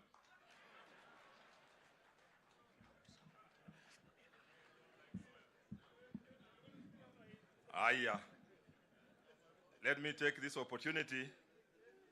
Nitaleta James Orengo baadaye kidogo kwa sababu yeye was among the 7 bearded sisters.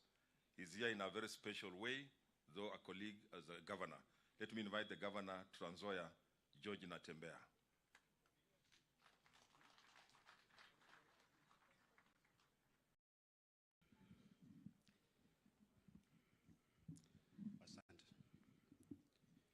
Asante sana.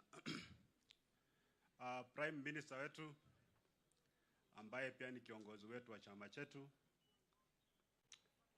viongozi wengine ambao wako hapa, magavana, familia ya marehemu wakiongozwa na wajane 3 ambao wako hapa, waombolezaji wenzangu, mimi tu langu ni kuleta rambirambi zangu na za wakazi wa Trans Nzoia kwa familia ya marehemu Lawrence Siuna. Sisi kama jamii tumepoteza kigogo, yule mtu ambaye hata wakati tulikuwa watoto wachanga alituinspire sana. Juzi wakati wa Harambee nilisema kwamba wakati tulikuwa katika shule ya primary kitambo, tulikuwa tunanunua gazeti ya Taifa Leo. Na sisi wote tulikuwa tunaenda kuangania kusoma ile imeandikwa jana katika bunge. Na hakuna siku jina la Siuna alikokuwa pale. Sisi kama viongozi sasa, najua wakati ikifika wakati huu ndio tunaongea mambo mazuri, tunaongea mambo ya unity. Pande ya Western Kenya sisi tunakuanga united by funerals.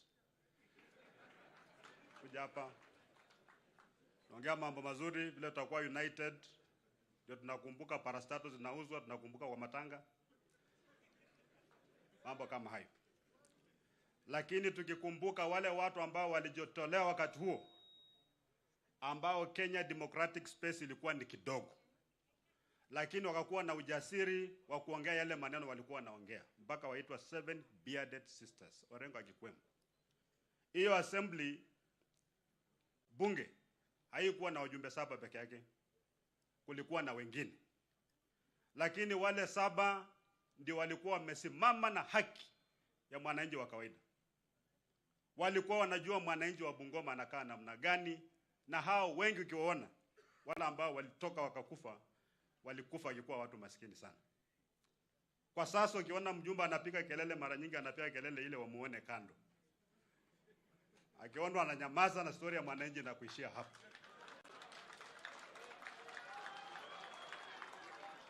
Haina ile kujitolea kusema wacha mimi nikufe nisipate, lakini ndugu yangu, dada yangu baadaye apaitike. Hiyo siasa ilikwisha, haipo sasa. Na sisi watu wetu wa pande hii ya magharibi tuko wengi sana. Tuko wengi sana watu wetu. Lakini hatuelewi maana ya uongozi ni nini. Mwangala alikuwa anasema alikuwa amikimi andu. Ikakuwa ni kama jambo la kufanyia mzaha. We are very many, tuko na kura mingi, lakini tunaenda mikutano ya siasa, ukiuliza watu kama hata wako na kitambulisho hawana. Bandu ba pachimbi kweli kweli. Hata wana wala panga chimbi saka panga kura tu. Sasa tukitaka kujikwamua kwenye lindi la umaskini, maana for me kwa sasa ile jambo ambalo li tatizo kubwa sana kwa wakazi wa magharibi ni mambo ya umaskini. Tuko kwenye lindi la umaskini. Nilisema kwengine kwamba we cannot be united by poverty. Poverty haiwezi kuleta watu pamoja. Tunakuwa united wakati tuko na pesa kwa mfuko, si ndio? Tuanze kutafuta pesa sasa. Tutafuta pesa tukikuwa na uongozi ambao ni mzuri. Niko na challenge kwa viongozi wetu, wajumbe ambao wako hapa. Tuko na finance bill ambayo imetekelezwa 1/4 peke yake na mnapika nduru. Just 1/4. Tunapika nduru. Wajumbe wetu, do you need to say no?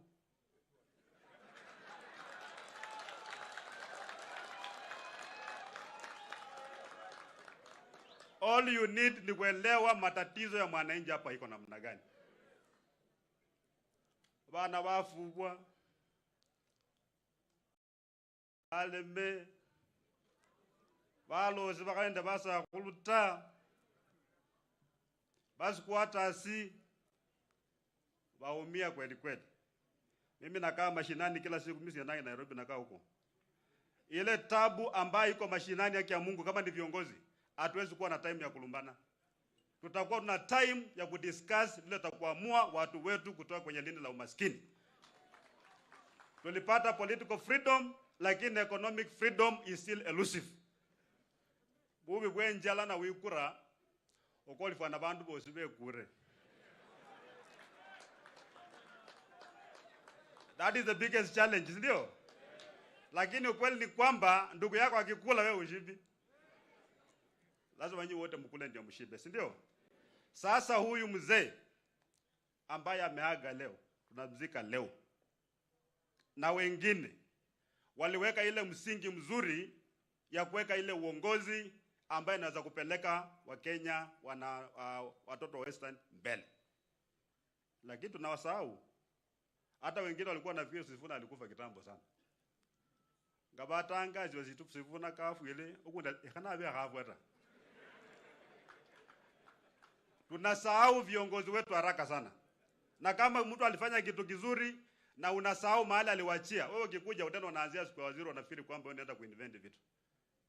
Kwa hivyo pia lazima tukue na ile hali ya kukumbuka watu wetu. Bandu befenga kiyokole kumbongi, lakini kwa atikie kwa kabisa kurudumu tumeshikilia, hakuna wasiwasi, mjue kwamba Trans Nzoia iko kwa mikono ambayo ni kamilifu.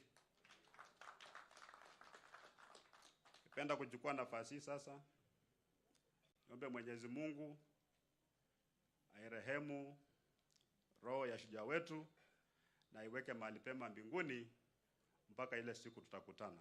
Mrio mnoko? Aya. Uyo kalira kakewe. Waulira. Kabla sijaleta James Orengo, nikubalia nipatie dakika moja tu waziri wetu Nahumicha aje pia atoe rambirambi, alafu nimlete James Jim Orengo. Karibu.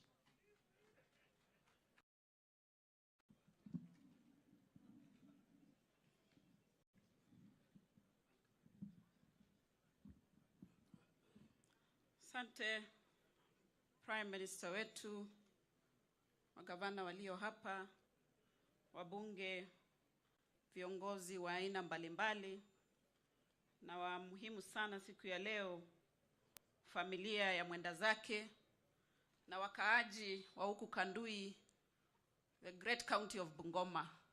Tumsifu Yesu Kristu. Daima na milele. Mungu yu mwema.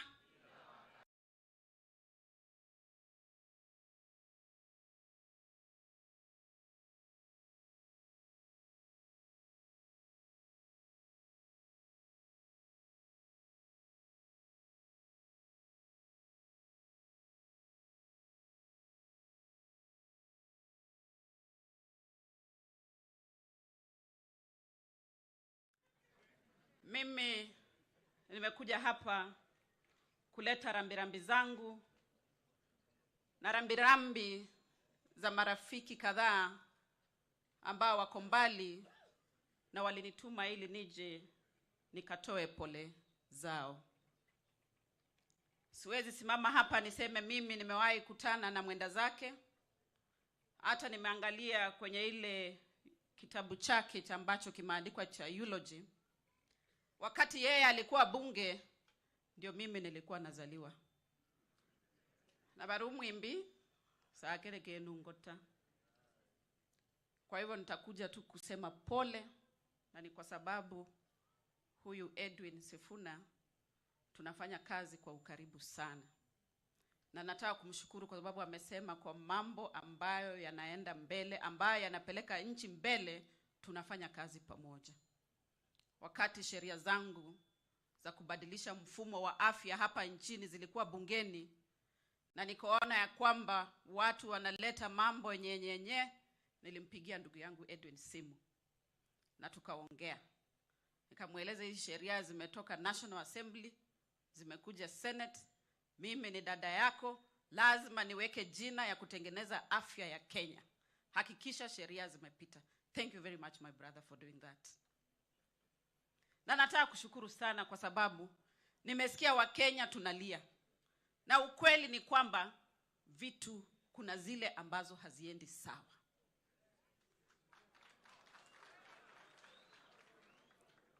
The beginning of finding a solution is acknowledging that there is a problem.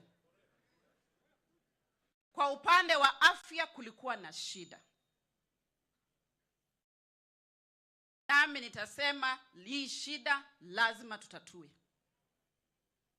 Afya hapa nchini for many years tumekuwa tukiegemea wale ambao wanakuja kutusaidia, donors. But we must get to a place of self-reliance, self-sustainability. Na ndio kwa maana afya sasa tumeanza mashinani. Ukitembea huku Kenya, kuna wale watu tunaita community health promoters. Kenya mzima wako watu 1,100. Ebu ngomeno baliyo. Wanakuja kwa nyumba yako, bakupima pressure, bapime sukari, bakureba ku maswali hapa na pale, bakuyete. Na okhaline na kabari kabaka yanibo, bakurumoche mu hospital. Na hiyo yote free of charge, courtesy of this government. Mambo ya pili ni kwamba tuko na social health insurance. Wabunge walinisaidia ikapita. Sasa tuko wakati wa public participation. Lakini nimegundua kumbe hapa Kenya, every curl has its own way. New curl.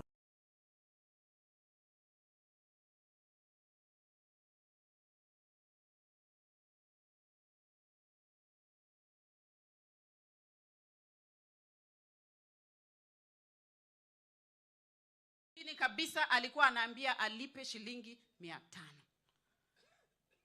Ule mtu anapata mshahara kubwa kama mimi na naona wengi ambao wamekaa hapa.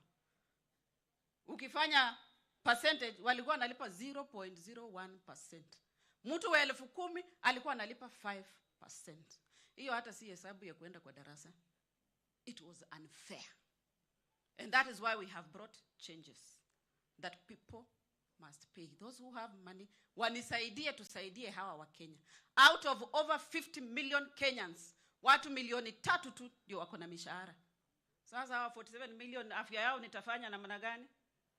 Si wa Kenya wanisaidie. Wenye wako nayo wanisaidie, tusaidie wale ambao hawajiwezi. Kwa hivyo mimi nawaomba kama mtoto yenu mkanipe support Hii mambo ya afya nimeshikilia sawa sawa, na muona hata juzi rais alisema mwana ino si yundunisi. Kanda yako za ibari EGH as elder ndoma makere. Lakini lazima mbole buli mundu anenju yewe. Esese takafodi Kenya andisendu wazirita. Olosa nyane mano barimo mfedi Kenya mbika na zinazemani ya meta. Sikira hapo ndio penye unga yangu hiko. Na kila mtu na dini yake. Angano efwe ba Roma kuli kusira. Evangalia pende andi babene bekhale bwene. Sasa tuheshimiane hivyo hivyo tu na tuendelee na serikali iende mbele. Prime Minister, I want to thank you. And I really like the analogy that you use about football. Mambo ya kuchengana mpira. I really like it when you use it. But what I have also noticed, Prime Minister, is that the people who are always outside the field, they always look like they can play better than those in the field. Baremo, nyoka manyi. Murioko, umwame amwechi. Aya. Oyo kali lakake wewe ni muna afuire. Buli mundu alile style yewe. Sasa nichukue nafasi hii ya kipekee nimwalike one of the living 7 bearded sisters, James Agri Orengo. Karibu sana Jim.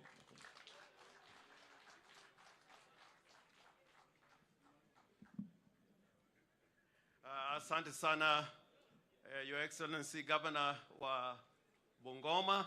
Now the family of my departed colleague Lawrence Sifuna, Right Honorable Prime Minister Raila Amolo Odinga, Your Excellency the Governor of Bungoma, party leaders including my neighbor Wajakoya, and the cabinet, former cabinet secretary and leader of DAP, Eugene Wamalwa. Nitasema machache sana. Na nikisema kidogo kuliko vile nitajaribu, ni kwa sababu pengine kwa watu ambao wako hai, ambao walipiga siasa Kenya hii, hakuna mtu anajua Sifuna kama mwanasiasa kuliko mimi na kuliko wale tulikuwa nao pamoja. Chibule, Koigi wa Mwere, Abuya, Chelagat Mutai, na saa zingine wanaweka Midika, lakini Midika hakuwa 7, na Mwashengu Mwachofi. Na unajua baadaye pia tukawa na Young Turks. Yani the struggle was continuing. Mimi nataka niseme hivi. Na Lusaka najua. Mimi napenda sana kusema ukweli. Kweli nitasema. Hata kama Ruto angekuwa hapa nitasema. Hata kama Moi alikuwepo tulikuwa nasema. Hiyo na mjue hatukukuwa na mtu mkali kuliko Kenyatta. Mimi nimefanya kazi na Kenyatta wakati nilikuwa university, nikaenda kwa bunge. Kenyatta akafa, mimi Orengo bado niko. Akaje Moi 23 years tukihangaika hapa Bungoma. Moi akafa, mimi Orengo bado niko. Kibaki akaja, Kibaki akafanya kazi, Kibaki akaenda, mimi nipo. Uhuru akaja, Orengo bado yuko pale pale. Sasa Ruto yuko, tutaona nani ataondoka, mimi nitakuwa pale pale.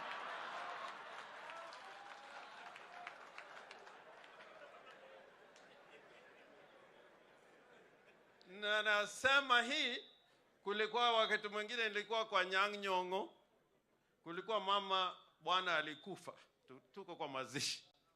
Watu wakaanza kuongea, naongea vile huyo jamaa alikuwa mtu mzuri, amefanya hii, hata mtu ambaye hakuwa hajamuona maisha anakuja nasimama. Sisi tunatoka sijui Kajulu, huyo mtu ni mzuri. Wacha mjane mwenyewe asimame. Anasema hawa wameongea hapa, sijui anajua huyu bwana yangu. Huyu bwana yangu wacha alale, mimi najua.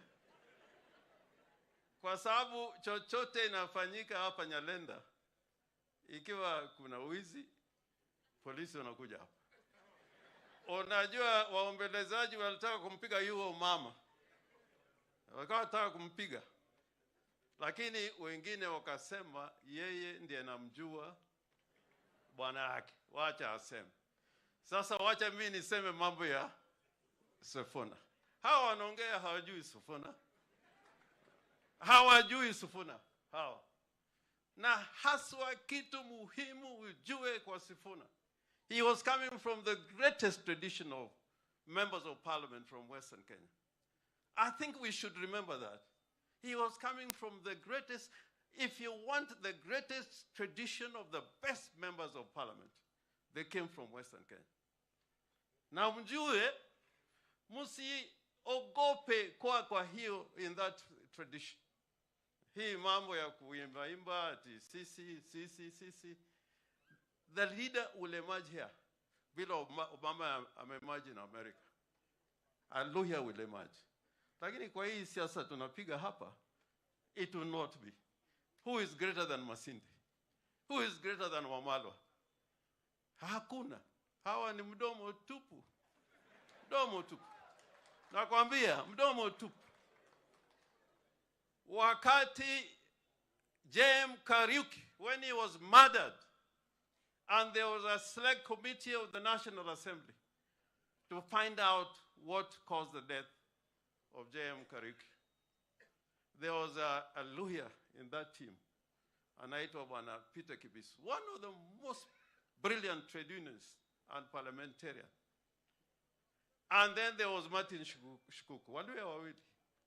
Wakati wa kupiga kura, they said, we must be told who killed J.M. Kariuki. Who killed J.M. Kariuki? And then when the matter went to the National Assembly, Masinde Muliro, who was a minister for cooperatives, he said, we did not fight for independence. We did not fight for independence to murder each other. And Masinde was sacked from cabinet. Kisii was sacked from cabinet. And they went out now to go out to struggle out there. The best of the speakers in the history of Kenya has come here from Luhya land. Marende, who is not a yes man. I don't think in the near future we are going to get any better speaker than Marende. Wakati mwingine nilikuwa na karibu nipigwe na Uhuru Kenyatta siku moja nikiambia kwa mazishi ingine ya Matiba, nilikuwa nasema ati from all the politicians ambao wako hapa, I think it's only Matiba who will go to heaven. Niseme hivi, huyu mtu anaitwa Lawrence Sifuna. If you look at the annals of Parliament of the Republic of Kenya, him and Shikuku, there were two things they used to do. Lawrence asking questions every day. Second, motions. And they were there all the time. Shikuku was the king of standing orders. So this man was a good parliamentarian. He was a good parliamentarian and stood for the truth. Stood for the truth. Like now, tumesema ya kwamba dialogue imekuja na mwongozo ambao ni nzuri. But if you really believe in that dialogue, the easiest route is to amend the Finance Act. Mara moja. But I think a lot of people are here who are speaking. When that thing comes to Parliament, they will not vote for it. Kwa hivyo, mimi nataka niseme, he was a practical politician. Na kuna ingine ambayo nataka niseme kwa sababu wa mnyinyi iko hapa. He used to tell us when you want to go to work in the morning, kula sawa. Ano mjana najua, nyumba yako nilikuwa nakuja. Tunakula umrere, mayai, nyama, kila kitu unakula asubuhi kwa sababu hujui kitu gani itafanyika. Na anasema hata kama unaweza kugonga pelele kidogo, gonga tu. Kwa sababu hujui.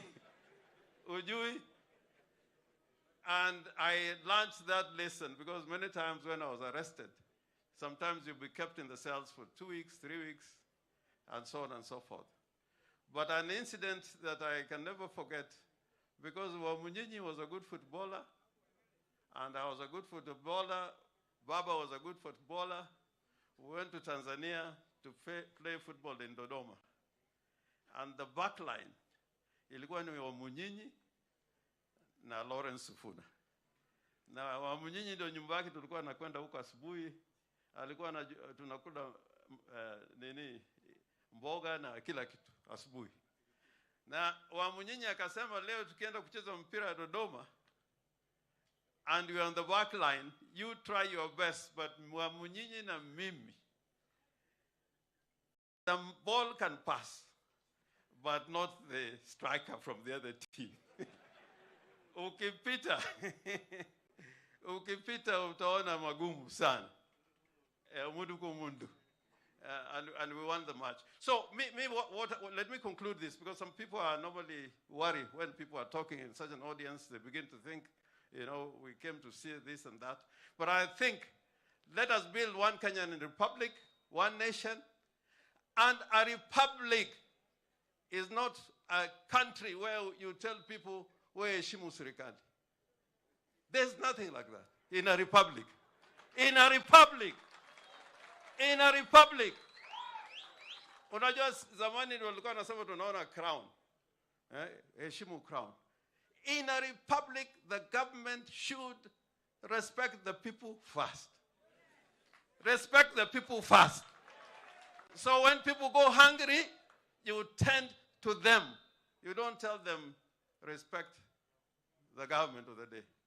Now respect the government of the day, ndugu yangu huko angekuwa mzima kama alikuwa anaendelea, kwa sababu he really respected the government. Lakini akaenda. Na mimi ndio kafanya kesi hiyo. I tell you, you young politicians, I'm telling you the best of advice. And I'm telling, even Masinde Captain knows there. If you're a politician, try and calculate a brand of integrity and leadership and speaking for the truth. If in America now, there's something called Bidenomics. Na nakumbusha nasikia vile mmesema. Biden is trying to tell Americans that, life is better. But Americans are not feeling it. Hata useme tumejenga, tuko na 100,000 CPH. The question is, are people feeling better today compared to last year? Ama ni mudomo kutoka asubuhi. So I plead with you, let's build one country, let's go one direction, but the truth will always remain the truth. And that's why I respect the man we are sending off today. And my friend Anyang, I am a lawyer and a gentleman. Thank you, thank you. Aya, wewe sikali la kakewe. Sasa mimi pia nataka kulia. Lakini ile alisahau kusema ni kwamba Western we have been very lucky. We have had 3 speakers. And I was his speaker, and he said I was a good speaker. So I don't know why he has not mentioned that I'm a good speaker, because mimi ndio nilikuwa speaker wake wa mwisho ndiye aende kuwa governor. Na sasa tuko pia na speaker Moses Wetangula ambaye ako kwa National Assembly. Nataka nichukue nafasi hii kwanza pia kusema pole kwa familia, na niko na rambirambi za His Excellency Otunga ambaye ni governor wa Busia. He wanted to come but he fell a bit not too well. Amesema pole na amenitumia shilingi 1,100 to give to the family. Pia Mheshimiwa Majimbo alipeana rambirambi zake, anaenda DRC, is one of those observers who are going to observe the elections in DRC. Kwa hivyo nimeleta rambirambi zake. Ya pili pia nataka nilie Mheshimiwa Lawrence Sifuna vile wengine wamesema. I knew in 1979 when I was a student in Form 3, kule Kibabi alikuja na ile lori wameweka kwa kichwa yake. The first time to see somebody na lori katikati, tulikuwa tumezoea ya upande huu. And he was very impressive. Walikuwa wana compete na mtu anaitwa Frederick Masinde. He won the elections that 1979 and he went and became a very fearless leader. Na vile mheshimiwa wengine wamesema, I'll remind you 2 incidents where this man is fearless. One, alikuja hapa akaambia Moi watu wakunywe busa. Alisema lusaria bakeba Wandu kabanywe pusa. Moya akamwambia mtakula hiyo baheba yenu. Ya pili, this man lying here, the gentleman, with due respect to the Prime Minister, Raila Odinga, and he knows the history. Oyinoka Oya isia, Jaramogi Oginga Odinga 1992 kumukutano kwao. Alisimamisha mkutano akasema mkutano haiwezi kuendelea. That is how courageous he was, and that time he was in Ford Asili. Alikuwa ametoka Ford Kenya, ameingia Ford Asili. So he was a very fearless person.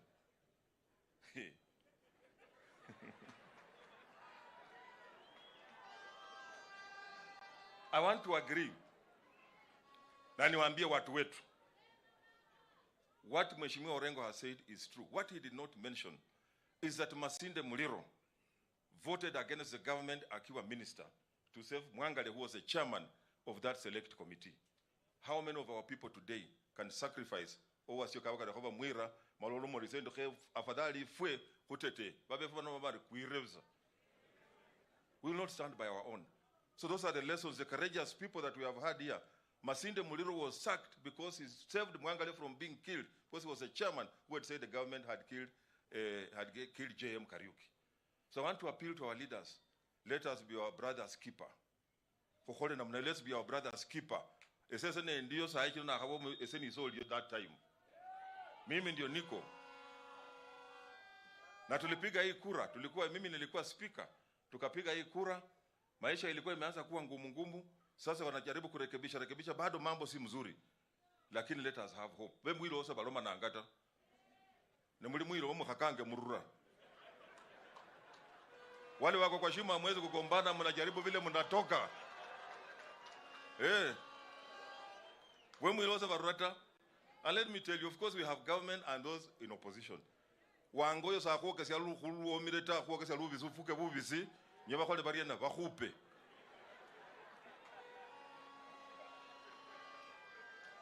So these things are there, lakini tujaribu, najua mambo itakuwa sawa. Imekuwa ngumu, but let us, we are trying. Kakuhaki. Niko mheshimiwa walukalo mire, politics of Kenya is also regional. I want to support him that we must also pang ourselves. Kabaka tufeze kwenye kuche negotiate with other people, we must also remain united and have one leader that we respect. Even twins are born the same day, but they don't come out at the same time. Mulala rangira kwanza. So tuone nani ako mbele sasa hivi, sisi wote tufuate, so that we go on the negotiating table with a lot of strength. Sakarika rio? Na alomirita, nikuja sasa ya county, because mimi ndio CEO. Na mimi pia naongea ni party leader wa Ford Kenya sasa hivi kwa sababu my party leader ako out of the country. Wameniuliza mambo ya barabara kunem. Hiyo mimi nakubaliana that road be named Lawrence Ifuna. We shall regularize it so that we remember him, because he cannot just die like that. Ya pili, kuna barabara ya kutoka Mulaa kuja Minyali, Sereti Junction mpaka kwa Tamak. Hiyo tutaweka pia lami so that you join kusavu watu wa Bumula na watu wa Kandui. Sekarika rio. Task force ile mheshimiwa Wangamati alisema aliunda, wakatafuta ile mashamba ilikuwa imenyakuliwa, ilikuja. I know we had not paid the members. We shall pay so that we implement, because we must recover public land. Ile watu walinyakua, lazima turudishe hiyo mashamba. Naona sidanya ni tuwake sana ta. Sikia mwekile kuondila. Baba na viongozi wale mmetoka out of this country, nataka niwakaribishe hapa Bungoma. Karibu sana. It's unfortunate you have come on a sad note when we are burying one of our heroes, but I want to welcome you, feel at home. Na nashukuru sana kwa sababu so far we are burying our hero with a lot of respect. Na tunataka tukiwa na matanga iwe hivi, makwalafu. Makwalafu. Na huyu mjamaa alikuwa anasema pusi. Mbwa. Arimbwa sesale pusita. Just let us be truthful. And when we have been given the positions of responsibility, vile wengine wamesema, let us serve our people. It's not how long you live in this world that matters. It's what you do that you will be remembered for. We are remembering Sifuna because of the good deeds that he did. Nikimalizia kwamba wakati the longest person who ever lived in the Bible, I'm sure most of you don't remember him. It's called Methuselah. He lived for 968 years. Jesus Christ lived for only 33 years. But we remember Jesus Christ more than Methuselah, who lived for 968 years. So it's not how long you live that matters. It is what you do that you will be remembered for. And that is why we remember Lawrence Sifuna because of his deeds, and may God rest his soul in eternal peace. Akutana huko na Mike wa Malwa kijana. By the way, for bandu be kimini bandu ba Bungoma. Nolela banonge mukhisa kitu yuberana. Wa Malwa kijana. George Captain and all those khulbe na babe kyanga the front line bali banyindafu. Nibabu kusubana wale khabo munyindafu taba khukwisa chikura. Lakini ukiwa munyindafu wanakupatia kura. Naona wale barafu na bandi fese tuko hapo tu tumeshikilia hapo. Na embassy mengemwa kupire kura, ni washukuru sana. Tulifanya kazi, lakini baba unajua ilifika mahali politics is local. Na nikaangalia nikaona mood ya vile ilikuwa inakaa huku. Nikasema politics is local, you must go where you will win, because winning is what you want. Nobody wants to be in opposition. You find yourself in opposition. You find yourself in opposition by mistake. Na nikaona hapa mood ilikuwa ya Ford Kenya. Ndio nikaingia huko na nikakuwa governor. Ndi ngozi zindu konosi ya mandazi. Lakini saa hii nikaingia hapo. Sasa lazima uchunge. Ndio nilifanya hivyo, niko hapa nataka niwakaribishe. Basi nataka now in my capacity as also a party leader, nialike deputy party leader wa ODM ambaye pia alikuwa rafiki yangu. We were elected the same time as a governors na akakuwa chairman wa COG. Karibu Mheshimiwa Oparanya.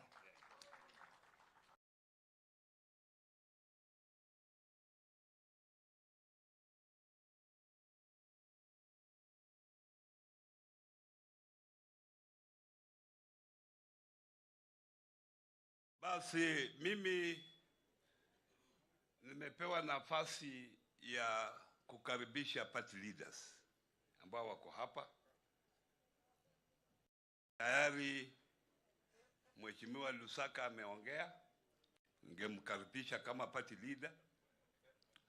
Nitakaribisha wale wamepaki, alafu niongee machache.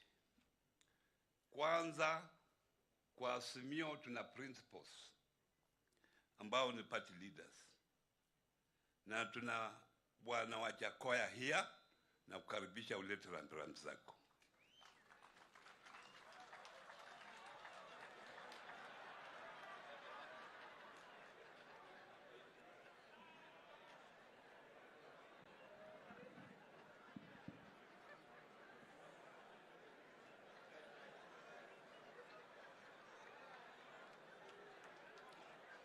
Baba Raila kwani mulere mshirukulia muliro bucheni tulitawe. Raila Amolo Odinga. Haya. Baba Raila Amolo Odinga. Again.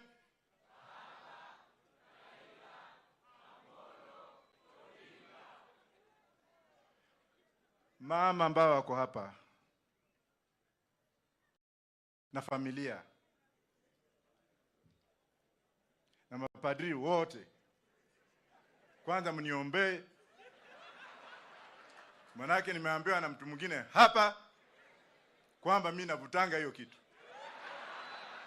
lakini nitamsamehe because ni mtoto mdogo namna hii, ni MCA. Mungu amshukuru. I'm going to tell you people, nitawaambia, nizokubabolera, neneshiro kubabolera. Mtu anaweza kuuliza na huyu wazimu ya bangi alitokea wapi? Kuna gavana hapa nilikuwa naye KIA kwa mwaka mzima tukisoma. Kweli rongo? 1989. Na kuna mwalimu wangu hapa, sijui mwalimu wangu ameenda. Hebu simama tu. Mheshimiwa Munyasi alifundisha mimi form 5 na form 6. Mumias Boys High School. Nilipita ama sikupita?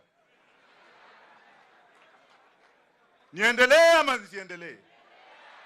Alafu mnyinyi hapa anakuja na fura hapa, na yeye na mimi tulikuwa kiganjo tukiwa askari kwa kosi moja. Niseme nisiseme?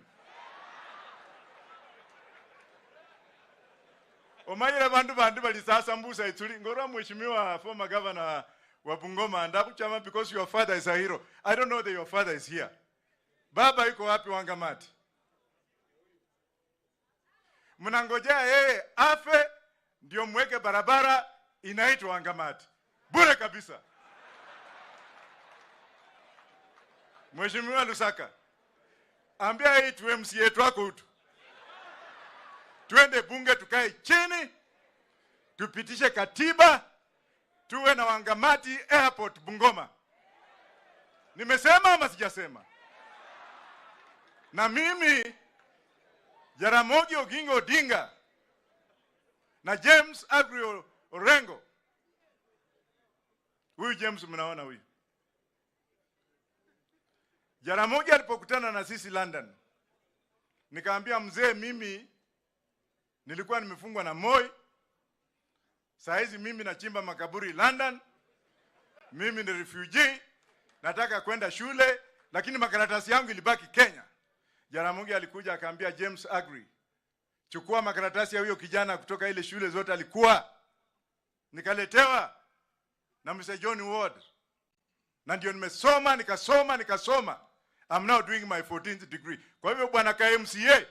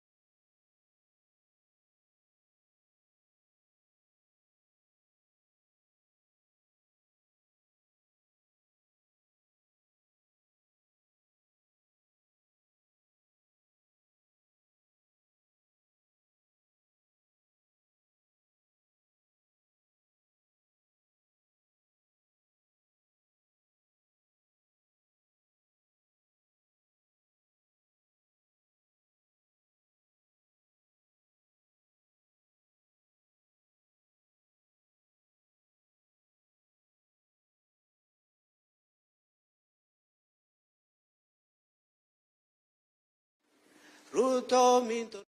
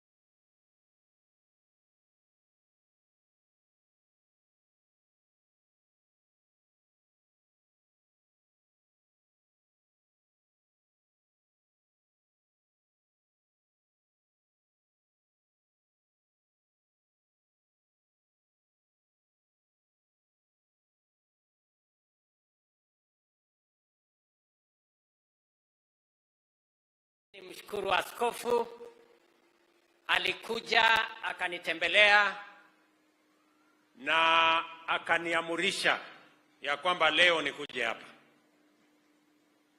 Nilikuwa na shughuli zingine nyingi, lakini wakati baba askofu amesema ikawa ni amri, na nikasema nitakuja hapa niungane pamoja na nyinyi. Nataka niwapongeze watu wa Kisii na Nyamira.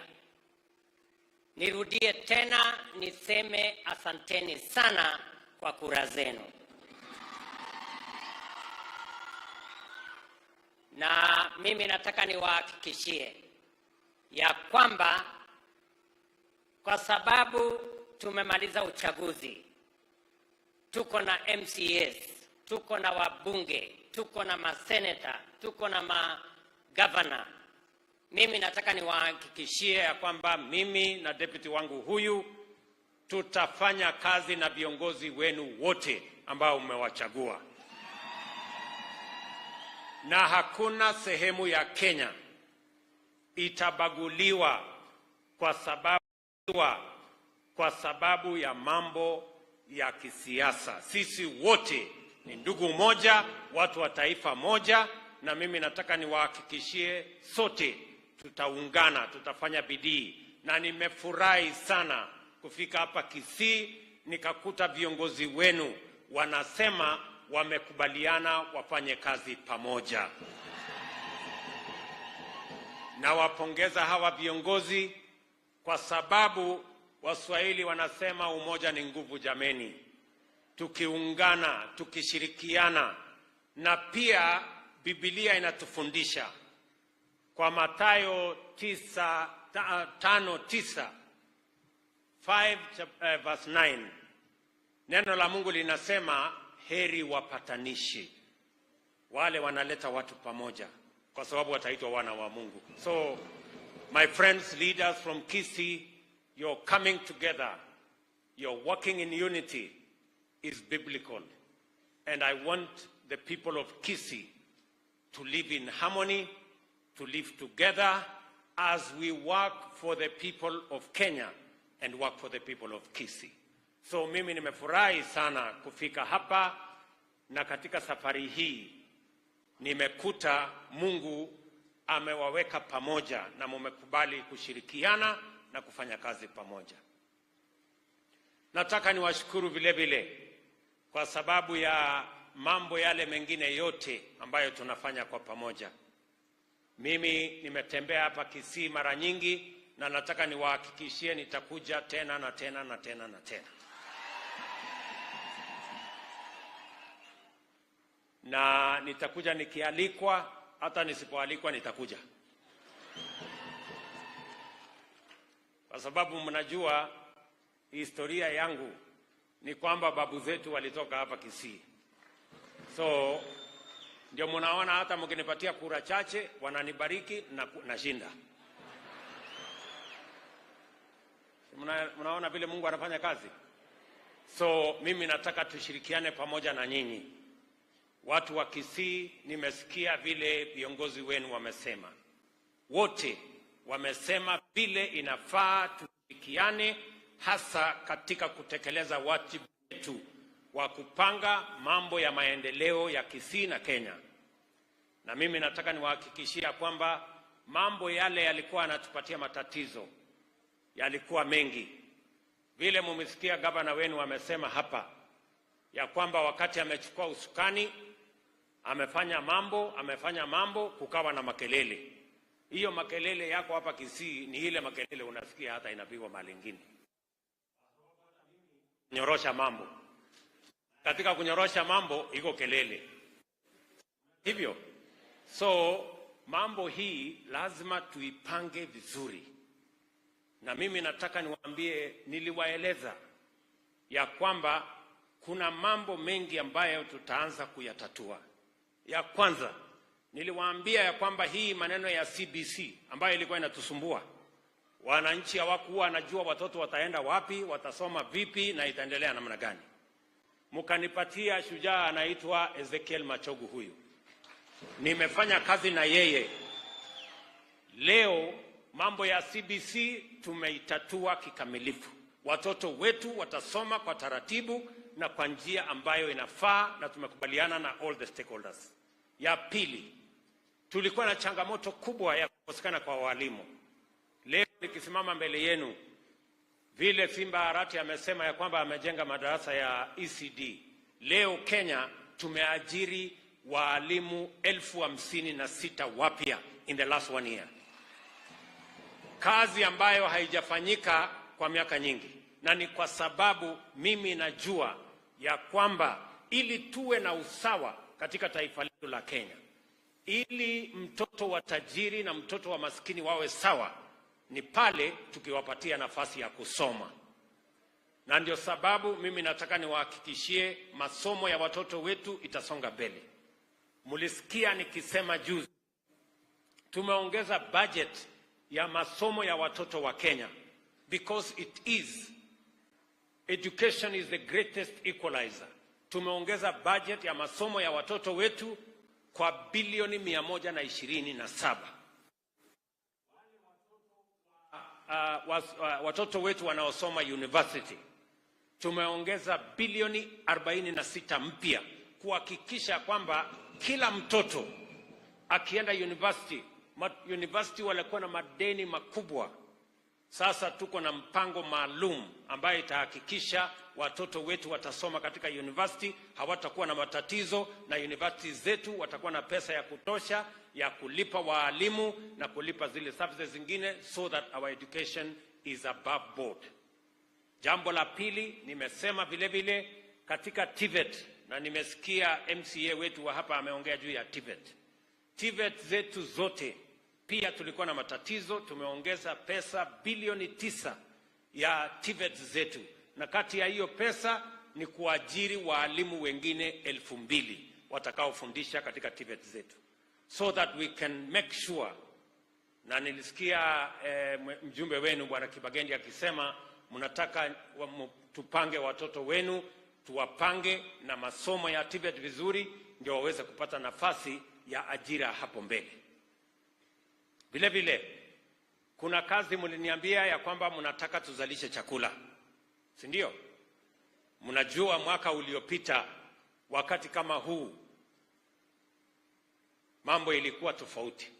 Wakati mimi nimekuwa rais, bei ya unga ilikuwa 240. Leo tumeteremsha iko hapo 130, 140. Lakini watu hawataki kusema kwa sababu wamepatwa na aibu. Lakini nitawaambia, niwapatie habari, bei ya unga imeteremka iko 140. Na unga haitoshi, lazima tupunguze zaidi. Na mimi nataka niwaambie, tumepiga story ya cost of living. Si namna hiyo? Si tumesema gharama ya maisha iko juu? Mimi nataka niwahakikishie kuna mambo 3 4 lazima tufanye ndio tuteremushe gharama ya maisha. Ya kwanza ni kusaidia wakulima wetu watuzalishie chakula. Mimi wakati nimechukua usukani, fertilizer ile mbolea ya wakulima ilikuwa shilingi 7,000. Mimi niliwaambia niko na uwezo kama rais kupanga vile fertilizer hiyo itashuka chini. Sasa inauzwa shilingi 2,500. Na ndio wakulima wengi wameenda shambani, wametuzalishia chakula na chakula imeongezeka. Niliwaambia jambo la pili, mbali na kupunguza bei ya chakula kwa kusaidia wakulima, lazima vile vile tuongeze mapato kwa wananchi. Lazima tuwe na mbinu ya kuhakikisha ya kwamba kuna ajira, kwa sababu kama kuna ajira pia tutaweka pesa ya kutosha mfukoni na tutaweza kupunguza gharama ya maisha. Na ndio sababu mimi nimepanga na tumepitisha kama serikali, tuko na mipango 3 karibu 4 ya kuzalisha ajira Kenya. Kwa sababu tukizalisha ajira, tutahakikisha watu wengi wako na pesa, na wakiwa wana pesa mfukoni wataweza kushughulikia gharama ya maisha. Ya kwanza, tumeweka mpango ya housing. Na hapa Kisii, mimi nitarudi hiyo Januari, mmesema kwa sababu hapa tuko tayari na nyumba 3,000 ambazo tunakuja kuanza kujenga hapa Kisii. Pale Kisii town nishakubaliana na governor wenu ya kwamba ile prison iko pale Kisii town tutaipeleka kule Nyantrago ndio tuweze kujenga housing pale Kisii town. Tuhakikishe ya kwamba tunapanga ajira ya hawa vijana. Zile nyumba ambazo tunataka kujenga ni nyumba ambazo itapatia vijana wetu ajira. Nikiongea na nyinyi saa hizi tunaendelea na kujenga nyumba karibu 45,000 na tayari tuko na vijana wanafanya kazi 120 Kenya ambao wanafanya kazi hiyo ya housing, kwa sababu hawa vijana wakifanya kazi wataweka pesa kwa mfuko, wataweza kushughulikia mambo ya gharama ya maisha. Jambo la pili, hawa wabunge na wako hapa Kibagendi akiweko walipitisha, nilipeleka sheria ya CDF bunge, wamepitisha sheria ya CDF. Sasa watakuwa na pesa ya kujenga ICT hub.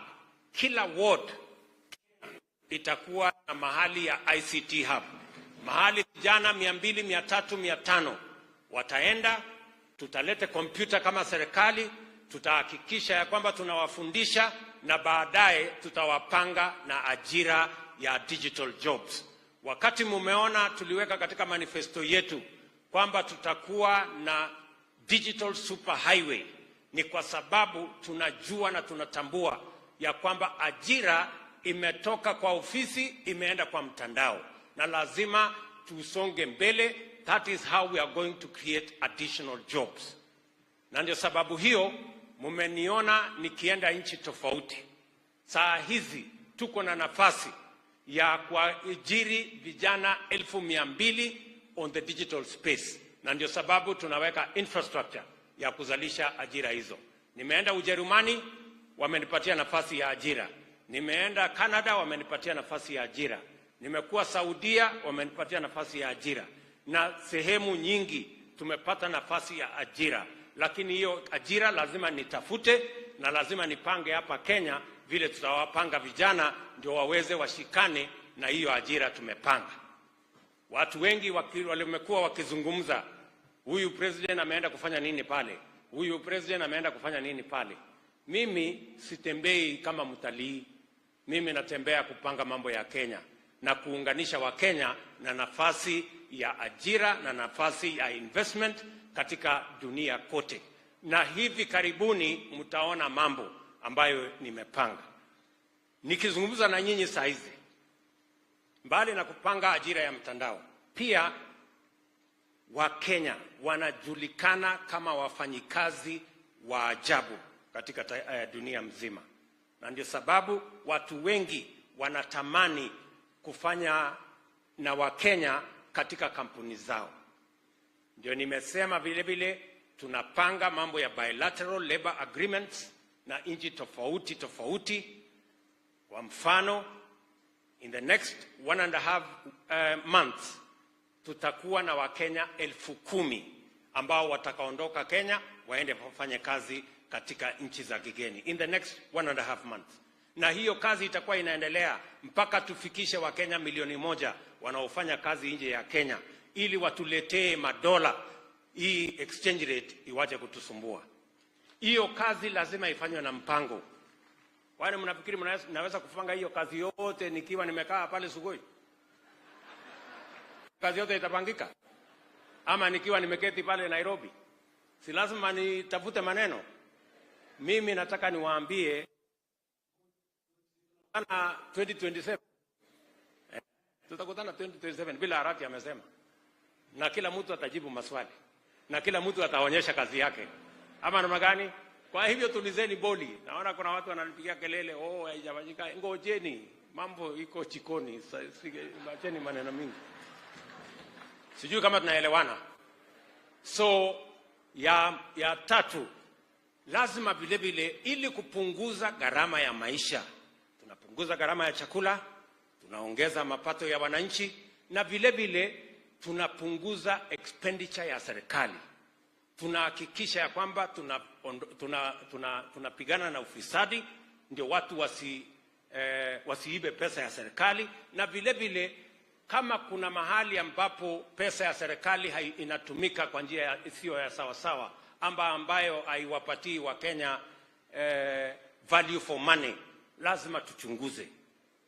Na mimi nataka niwahakikishie hivi, kwa sababu hiyo mpango yote lazima tufanye. Pia lazima tupange mambo ambayo yanafanya Wakenya wengi watumie pesa nyingi. Moja yao ni maneno ya health ama afya. Nyinyi mnajua watu wengi wanaenda hospitali, unalipishwa pesa. Umesikia askofu akisema ati mtu ameenda pale Mata Hospital, gharama imefika mambilioni. Ni kweli ama si kweli? Watu wengi wanaenda hospitali, wanauza magari, wanauza ploti yao, wanauza mali yao, wanauza ng'ombe yao kwa sababu ya kulipa gharama ya hospitali. Na ndio sababu hiyo nimeweka mpango ya kuhakikisha kwamba kuna universal health coverage. Mahali ambapo hakuna Mkenya tena atauza mali yake ili alipe bill ya hospitali. Na ndio tumeweka mpango ya universal health coverage. Na tumeanza hapa chini. Huyu Simba Arati atawaambia kuna community health promoters 2,800 Kisii. Na tumekubaliana, mimi nimetoa vifaa ambayo itasaidia hawa community health promoters kuwapima na kuhakikisha kwamba tunashughulikia magonjwa pale kijiji kabla hata hujaenda hospitali. Hawa community health promoters vile vile watalipwa nusu mshahara yao na county government, na mimi nitalipa nusu yake, na mimi naanza kulipa this month. Najua wale wengine wameanza kulipa. Na tunafanya hivyo, na nimepeleka sheria bunge, na mimi nataka niwashukuru hao wabunge. Hao wabunge ni watu wazuri sana. Wamepitisha sheria 4 kule bunge ya kuhakikisha kwamba number 1, tunatoa ufisadi kwa mambo ya afya. Number 2, tunahakikisha ya kwamba madawa itafika kwa kila hospitali. Na tumekubaliana ya kwamba hata wauguzi tuko na mpango ya sawa sawa.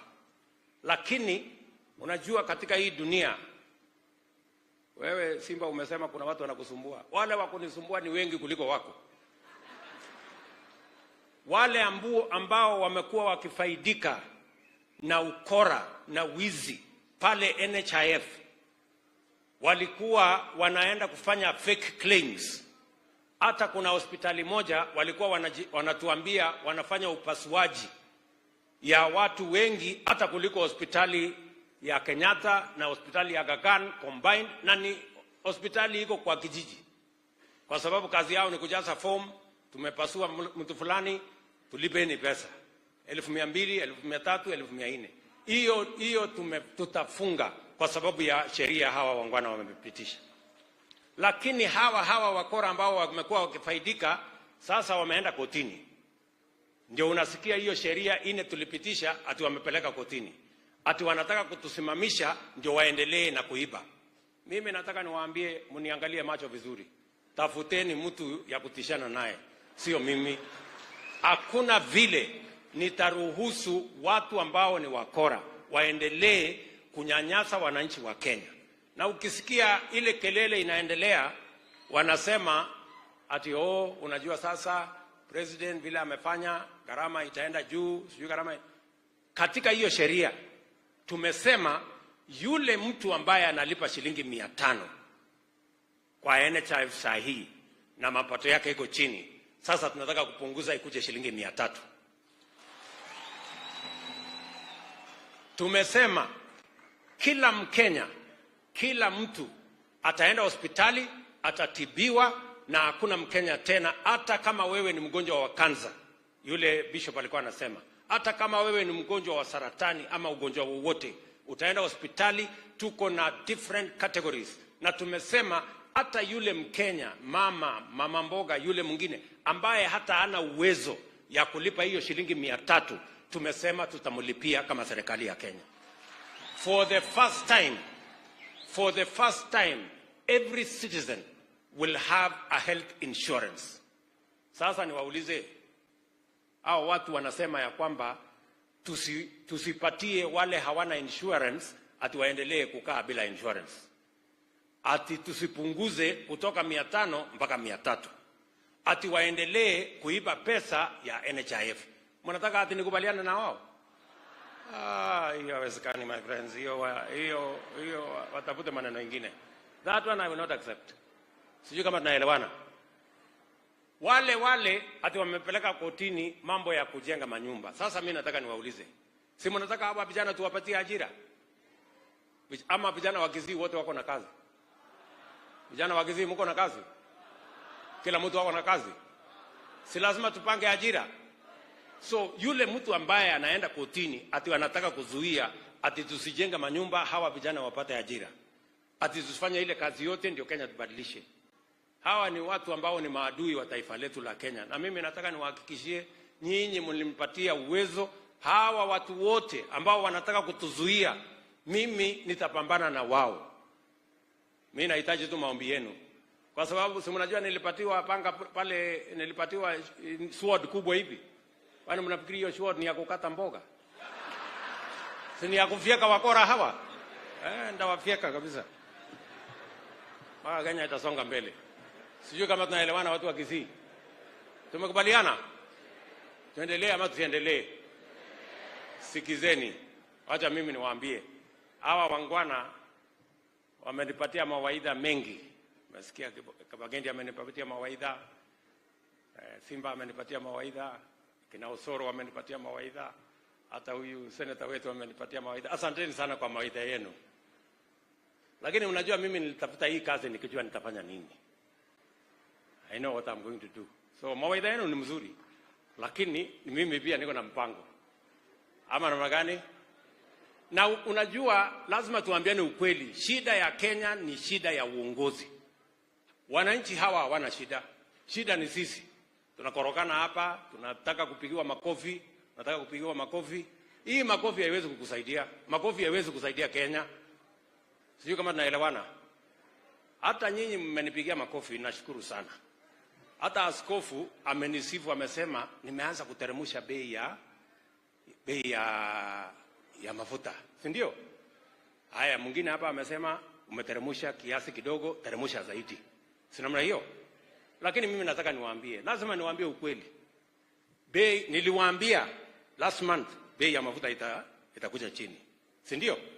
Imekuja chini. Nawaambia tena mwezi ujao bei ya mafuta itakuja chini. Lakini msinipigie makofi kwa sababu hakuna kazi mimi nimefanya ndio bei ya mafuta ikateremka. I did nothing. Hakuna kazi nimefanya askofu. Umenisaidia tu kunipigia makofi bure. Hakuna kitu mimi nimefanya.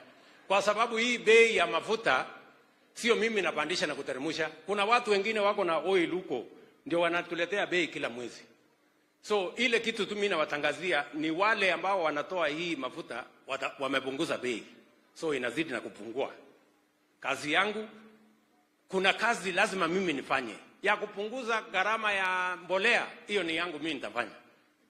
Ya kupunguza hiyo ingine, kuna ile kazi rais anaweza kufanya, kuna ile kazi rais hawezi kufanya. Lazima tuambiane ukweli, tuache kuwadanganya wananchi. Ati rais anaweza kupunguza gharama ya mafuta, atapunguza na nini? How will he do it? Sasa nasikia wengine wananiambia atitoa sasa hiyo umefanya kazi mzuri, umepunguza imefika 200, sasa fikisha 150. Sasa how am I going to do it? Lazima tuambie ukweli wananchi bwana. Tuache kuwadanganyana. Kuna kazi rais anaweza kufanya and that I will do na bidii. Lakini kuna kazi nyingine lazima tuambie wananchi hata kama imekuwa mzuri, mtu usiclaim credit where you have done nothing. Kama hakuna kitu umefanya, useme hujafanya kitu. Vile nimewaambia, hiyo mafuta imeteremka chini. Hakuna kitu nimefanya. Msinipigie makofi kwa sababu makofi yenu haiwezi kusaidia. Sijui kama tunaelewana. Ile kazi mimi najua nitafanya. Mimi nitapanga hii kazi nyingine yote. Punguza gharama ya mbolea nitafanya. Kuajiri walimu zaidi nitapanga. Kupanga mambo ya housing ndio vijana wapate ajira nitapanga. Kupanga mambo ya digital jobs nimepanga tayari. Hawa wabunge wataanza ICT hapa. Wewe Kibagendi anza kujenga ICT hapa. Nimekupatia pesa, sasa anza kupanga. Kwa sababu nataka hawa vijana wajipange na ajira. Si namna hiyo? Hiyo ndio kazi mimi nitafanya, na nitafanya na bidii. Lakini ile kazi mimi siwezi kufanya, nitawaambia pia hii si yangu ya kufanya. Unajua kuna ingine ya kufanywa na Mungu, kuna ingine inafanywa na binadamu. Kuna ingine inafanywa na askofu, kuna ingine inafanywa na mheshimiwa. So tukubali ile kazi tumepatiwa. Ama namna gani jameni? Tumekubaliana? Lazima niwaambie ukweli. Kwa sababu shida ya Kenya ni uongozi. Uongozi ambao hatutaki kuambiana ukweli. Tunaambia watu tu na kiongozi si ati mtu ya kufanya miujiza. There are no miracles. Kiongozi si malaika ati atafanya miujiza hapa. Yesu peke yake ndiye anaweza kufanya miujiza. Sisi wengine ni bidii tutafanya. Mnanielewa? So na sasa ninyi mmenishangaza sana. Hey, ninyi watu wa bidii bwana. Nimesikia ile pesa mmetoa. Hey, mpaka nikastuka. Mpaka nikaambia Rigiji, sasa tutafanya namna gani hapa? Haya, huyu Rigiji akaniambia, mimi nafikiri hawa watu wamemaliza hii kazi. Wacha sisi tuongee tu na kuondoka. Yaani nyinyi mmekusanya milioni 86. Mlikusanya kwa miaka ngapi? Hii mwaka moja hii? Hii mwaka moja peke yake? Ndio mmekusanya hiyo 86 million? Nyinyi watu wa bidii. Hii mwaka hii ambayo iko cost of living iko juu. Ndio mmefanya hiyo kazi yote? Mko na bidii kweli. Na waheshimu. Hii ni mwezi hii. Nyinyi watu wa bidii jameni. So Rigiji tutajikaza. Sababu mimi naona hawa watu ile kiwango wametuwekea iko juu sana. Unajua zamani nilikuwa nalaumiwa na wale wanapingana na mimi, walikuwa wananiambia ati huyu Ruto unajua anatembea kwa makanisa, anabeba pesa kwa gunia. Mimi naona hii yenu hata si ya gunia, hii ni ya lori.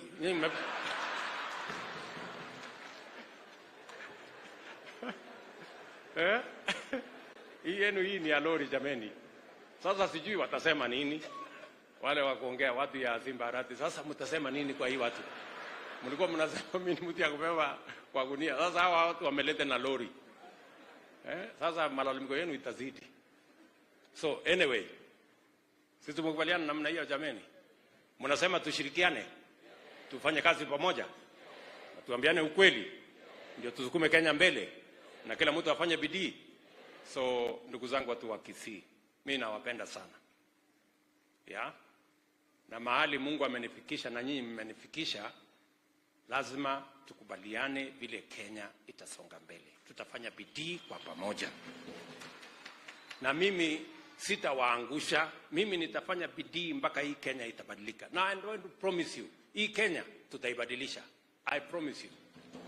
Hii Kenya hii, Mungu atatujalia tutaibadilisha Kenya. Hawa vijana tutapanga na hawa mpaka wapate ajira. Ile mambo ingine yote tutapanga vizuri. Ndio Kenya iweze kusonga mbele. Kenya ni nchi ya maana sana katika taifa letu.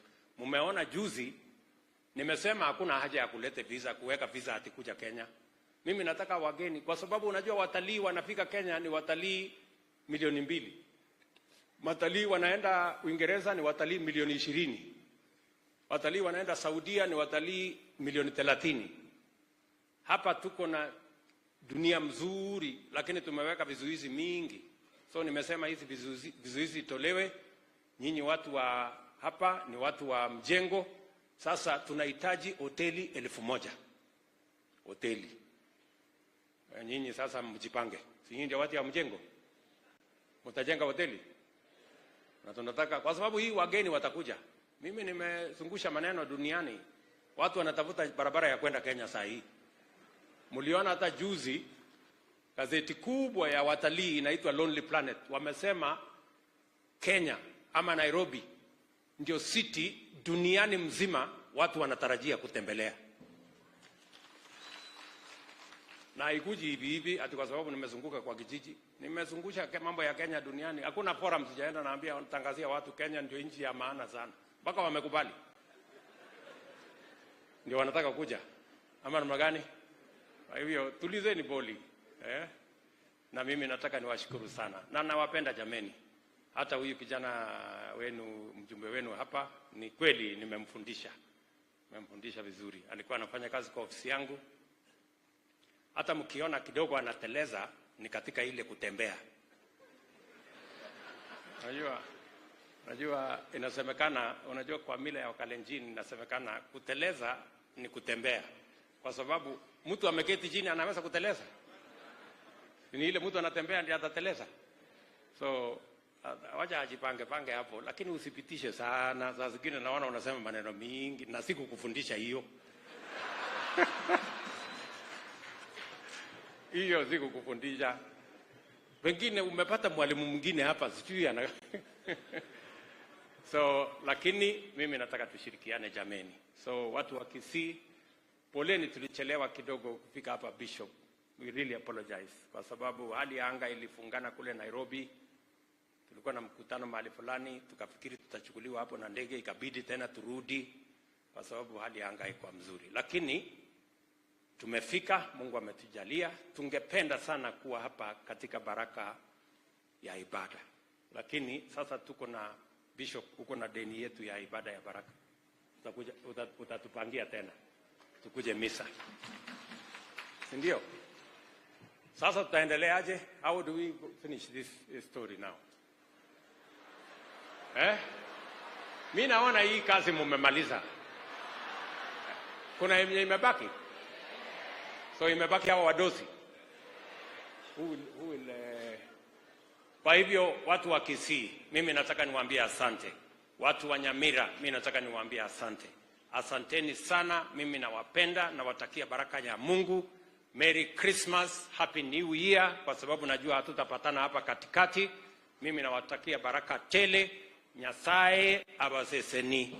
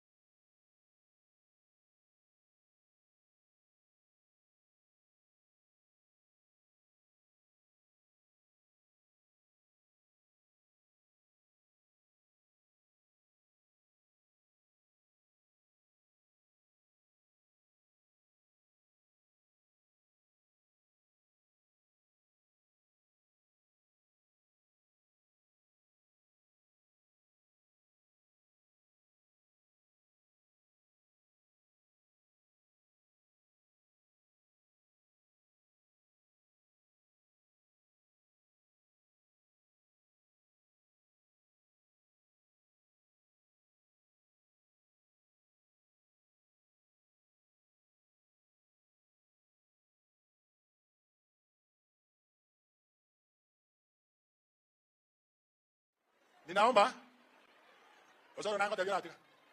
Ninaomba na kupigia asante kwa yale mazuri umetufanyia Nyamira na ile ambao iko njiani.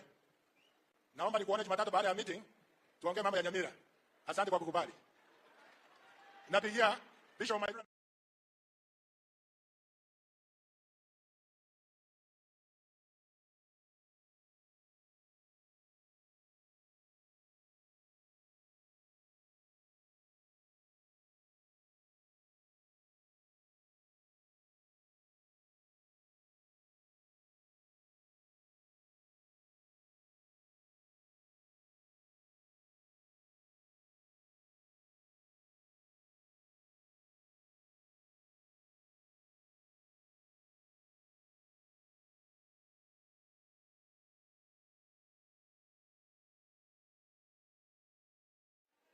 Nataka nichukue nafasi hii kwanza kukaribisha Kisii, ajisikie nyumbani, na ukweli ni kwamba wewe unatupenda.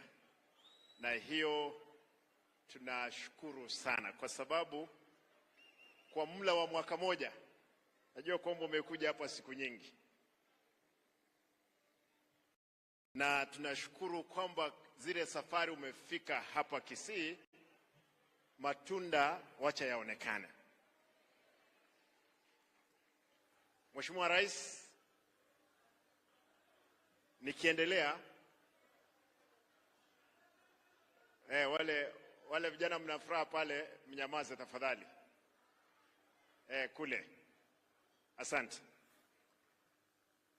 Mheshimiwa Rais, nataka niseme mambo matatu peke yake. Mimi kama gavana wa Kisii, hawa ndugu zangu wote, wakubwa kwa wadogo, nataka tufanye kazi mpaka kipindi chetu, kwa sababu sisi tumechaguliwa kwa miaka 5 kabla hujauliza mingine 10. Watu wakubali tumefanya kazi.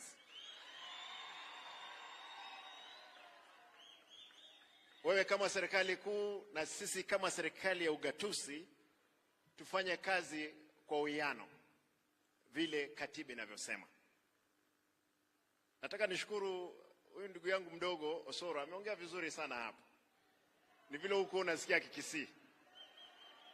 Leo umeongea vizuri.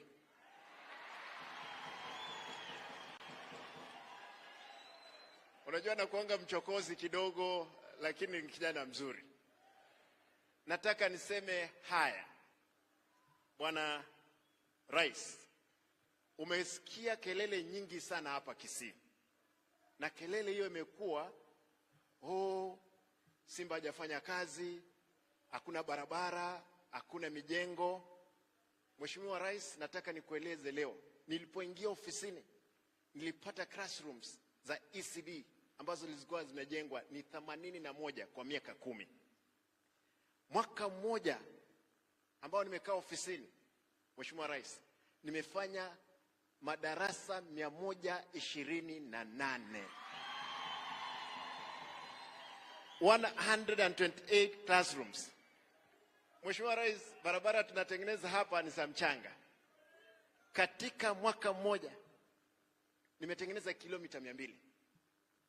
Shida imekuwa, na hii lazima niiseme, shida imekuwa kwamba kuna watu walikuwa wanaamini project za hewa. Watu wanasema kuna barabara inaitwa Simba Ruto Road ama Ruto Simba Road. Ukienda kuitafuta Kenya hii hakuna.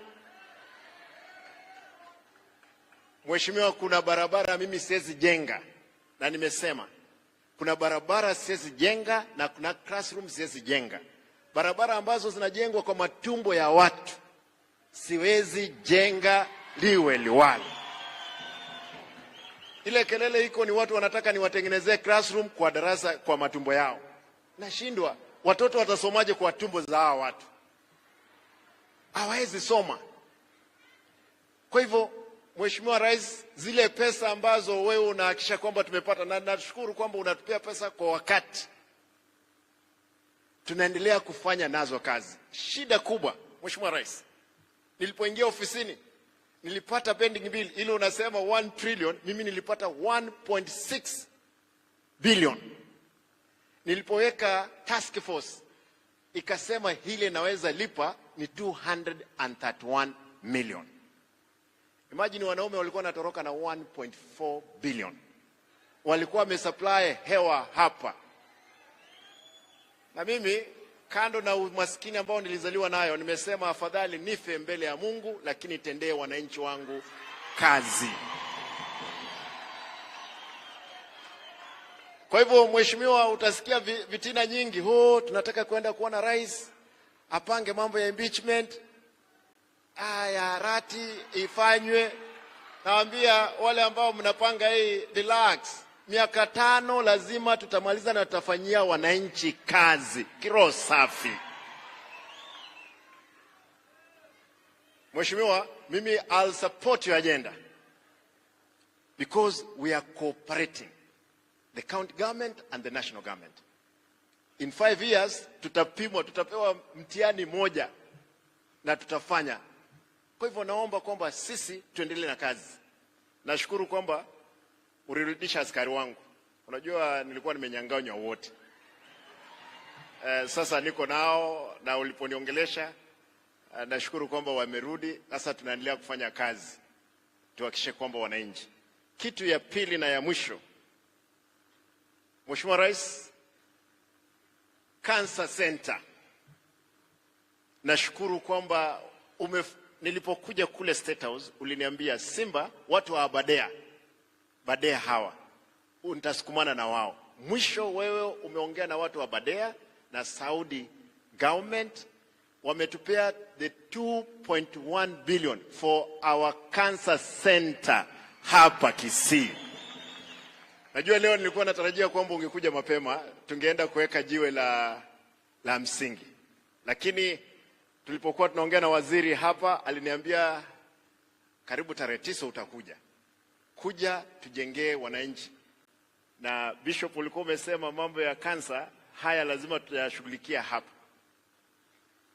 La kusikitisha sana, mama mmoja kutoka mpaka wa Nyamira na Kisii alikuwa analima shambani.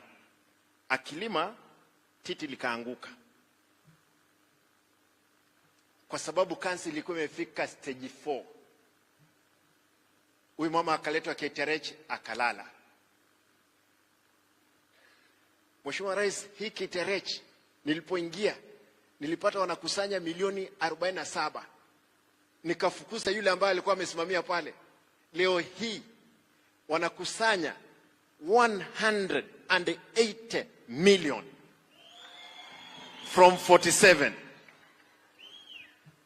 This is what we want to do to our people. Mheshimiwa Rais, hawa wangwana, kuna wangwana hapa wa bodaboda. Umesikia fujo nyingi sana juu ya bodaboda. Nataka niseme bila kusita. Nilikuja State House, Mheshimiwa Rais, nikakwambia natengeneza kikundi cha wana bodaboda. Ukaniuliza, Simba, unataka pesa ngapi? Nikupee milioni 1, nikakwambia hapana, wewe ni rais. Tafadhali ongezea mimi kitu. You gave me 2 million. Nikaongezea 3 million. Hawa wangwana wakusanya 2 million. Ziko kwa benki. Kwa sababu tulipoweka kwa bank, vita ilianza mara moja. Mgawanyiko mkubwa. Wewe uliniambia watu wa bodaboda ni watu wako.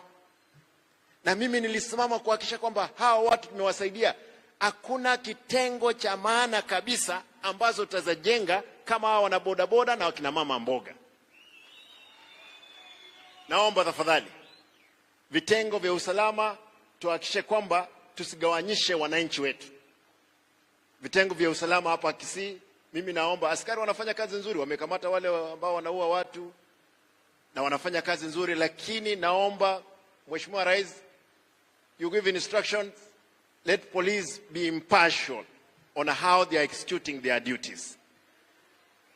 Mwisho nataka niseme hili, na hili ndio la mwisho. Najua Mheshimiwa Rais, wewe ni kiongozi wa Kenya kwanza. Na ulitushinda kura, ni ukweli. You defeated us. Kivyo vyote vile, wewe ni rais and we will work with you. Na ukitishinda 2027 tutakubali, lakini pia tukikushinda wewe utatupea tu fimbo tuende. Lakini kwa sasa tufanye kazi kama rais wetu. Kitu moja niliona hapa Ujaluoni, wakati mtu mwingine aliongea vibaya kule Sudan, aliongea juu yako. Hao wangwana wa ODM walisema hapana, Ruto hata kama ni mbaya, it's our president, and that is what we confirm. You are our president and we will work with you as long as we are serving our people. With those many remarks, allow me to recognize aliyekuwa gavana wa Migori, Obado, yuko pamoja na sisi hapa. Mheshimiwa wa Migori, asante. Nikubalie nichukue nafasi hii rasmi. Abantu aminto tigankwaneke gusieke mo wanje maeteta wote baigeke gusi talisegi asesa sesegi ekerengo giesegi giesesa sesegi ega singo koratule mpaka Nyasaye anyale gotoseseni. With those many remarks, Your Excellency, allow me to welcome the Deputy President of the Republic of Kenya, Mheshimiwa Rigi G. Mheshimiwa Rigi G. Tulikuwa na yeye bunge, lakini Mungu akabariki yeye. Sasa he is the Deputy President. Unajua ya Mungu ni mengi. Mheshimiwa, karibu. Asante. Karibu, tunamkaribisha Deputy President wa Republic of Kenya na makofi. Tumkaribisha na nduru.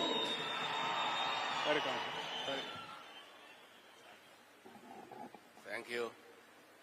Baba wetu Askofu, Right Reverend Mairura, Reverend Fathers, kiongozi wetu Rais wa Jamhuri ya Kenya, magavana wetu, waheshimiwa wabunge wa Kristo hapa Kisii, tumsifu Yesu Kristo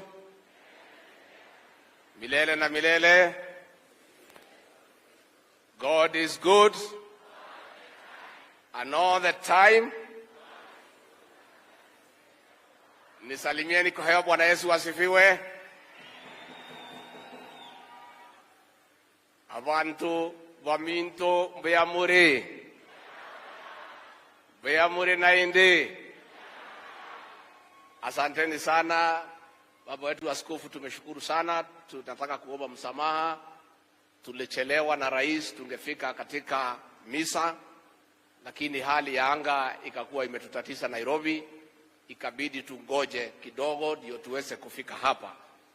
Lakini tumeshukuru sana kwa kufika hapa katika hii misa na baadaye kushiriki katika kuchanga pesa ya kusaidia kanisa letu la Catholic. Mheshimiwa Rais, mimi hufurahi sana nikifika hapa Kisii, kwa sababu nikifika hapa mimi najisikia niko nyumbani, kwa sababu hawa watu wa Kisii na watu wa pale kwetu kwa Mlima Kenya tunafanana kwa bidii. Sisi ni watu ya biashara, na nyinyi siku hizi mumetushida biashara. Biashara ya matatu Nairobi mumetufukuza na tumekubali. Matatu yote na basi yote ya Nakuru ni yenu na tumekubali. Mambo ya kujenga manyumba Nairobi mumejenga kila pahali. Pale Rongai ni mumejaa hapo. Pale Nkoroi mumejaa pale. Pale Nakuru 58 mumejaa pale. Pale Ngata mumejaa pale. Nyinyi ni watu ya bidii. Na ndio mimi naomba hii mradi wa rais, nyinyi watu ya Kisii community muichukue mkimbie nayo, kwa sababu nyinyi ni watu ya kujenga, si watu ya kubomoa. Na kwa hivyo tunaomba viongozi wetu wote katika Nyamira na Kisii, this affordable housing program is good for the Kisii people because hawa ni watu ya kujenga. Muunge hiyo muradi mkono, ndio hawa wachukue contract, waweke mafundi, wanunue manyumba, muendelee kuwa kila pahali katika Jamhuri ya Kenya. Sisi tumefika hapa kwa sababu baba askofu ametualika na tumekuja kusaidiana na nyinyi. Na mimi nimefurahi sana vile mumeongea hapa leo. Bwana Governor, umeongea mzuri. Kibagedi umeongea mzuri. Yangu tu ni kuomba vile mnaongea rais akiwa hapa, hata akitoka muendelee kusungumuza the same way. Let's be consistent. Kama tumemtabua rais wa Jamhuri ya Kenya ni William Ruto vile mmesema hapa, hata siku baba anakuja murudie ya kwamba William Ruto ndio rais wa Jamhuri ya Kenya, so that we are consistent, because it's good to be consistent. Mimi huyu senator wenu ni rafiki yangu sana, Onyonka, na babake alikuwa rafiki yangu. Tulikuwa na yeye bunge na tulikuwa tunaenda na yeye debate pale kwa KTN asubuhi. Tunanyoroshana kwa Kiingereza. Saa ingine ananinyorosha, saa ingine kama nimeamuka vizuri ninamnyorosha. Na baada ya sisi kufanya debate na yeye pale, tukienda break, ananiambia ati watashinda sisi. Mimi nikapigia yeye hesabu ya Kenya, nikamwambia tutashinda. Akaniambia hatuwezi shinda. Wale wako na system, wako na deep state, wako na Matiangi, wako na Kibicho, hakuna vile tunaweza shinda. Mimi nikamwambia nimetembea hii Kenya na ile lugha mimi nasikia kwa raia ya kawaida. Huyu William Ruto, huyu mtoto ya kuchunga kuku, hii kijana ya Sugoi atapita na hii kitu. Sasa bwana Onyonka, mimi nataka nikuambie leo, hata hii inakuja, hii itakuwa namna hiyo. Na utaniamini kwa sababu nilikwambia. Sasa nyinyi watu ya hapa Kisii, tafadhali, nyinyi ni watu ya kujenga. Serikali ndio yenye kujenga. Mwenye Kenya, mwenye kupanga kila kitu ako hapa. Amekuja kutembelea nyinyi. Sasa nyinyi mpige hesabu, mjipange na huyu muungwana huyu. Mjipange hapo nyuma. Hatutaki muende msituni tena. Unajua hata ile mzee saa hii hakuna kitu mnaweza chukua kwake. Mwenye yako na kisu saa hii ni huyu President William Ruto. Hata huyu mzee mwenyewe anatafuta tumtafutie kitu. So it is up to you, viongozi vile umeongea hapa. Muongee hata kama rais hayuko, governor. The way you have spoken here, when the president is not here, speak the same way. Be consistent because it is good. Huyu kijana Kibagedi nimefurahi sana vile ameongea. Unajua rais akiwa deputy president nilikuwa namuona hapo ofisi yake. Siku alianguka kura 2017, rais alimpatia kazi. Amesimama hapa ameongea vizuri mbele ya askofu na mbele ya hao reverend fathers. Amesema huyu rais ni baba yake kisiasa, ndio amemlea. Mheshimiwa Kibagedi, kwa sababu mimi ni mzee kidogo, wacha nikushauri kidogo. Once mtu amekuwa baba yako na umekubali kanisani alikulea, pahali huyu babako anatusiwa usikue hapo. Nimwambie ukweli ama nisimwambie? Si ni kijana mdogo? Kama kuna wengine watamtusi huyu rais, it cannot be you. Kwa sababu miaka 5 alikulea. Alikupatia chakula na watoto wako. Alikupatia kazi. Hata kama hupendi, hata kama hutaki, at least akitusiwa isitoke kwa mdomo yako. Kwa sababu unaweza kupalana. Ama si nimemwambia vizuri? Kwa sababu amesimama hapa mbele ya kanisa amesema this is my father. Huyu ndio amenifundisha, ndio amenilea. Unawezaje kwa hiyo mdomo imekubali ni babako itoke maneno ya kumtusi au kumkera ambaye alikutunza, alikulea? Mimi sitaki nisidishe kutoka hapo. Mimi nataka kusema watu ya hapa Kisii, watu ya pale mlimani tunapenda nyinyi. Mzee wenu Nyachai tulimpatia bibi kutoka pale inaitwa Kiawarigi. Akamtengenezea mali, amekuja kupumzika akiwa na mali mingi sana. Hata nyinyi mkuja huko Kikuyuni, mchukue watu wakuja wasaidie nyinyi kutafuta mali. Mtakuja kuchukua wasichana wetu? Mtakuja? Hata kama mmetufukuza kwa biashara ya matatu ni sawa. Manyumba yote mmechukua. Sasa hii ya Rais William Ruto ya affordable housing si barati. Kubalieni hii wa Kisii wajenge hii manyumba kwa sababu hao ndio wenye kujenga katika hii Kenya. Hao wa Kisii hawabomoi. Finally, Simba Arati rafiki yangu. Nilikuambia ulikuwa unalia mambo ya askari. Nikakwambia tukuwa na maneno. Hata si rais alitoa askari yako, mimi ndio nilikuwa nimetoa. Unajua ni kwa nini? Ilikuwa ni mambo kidogo.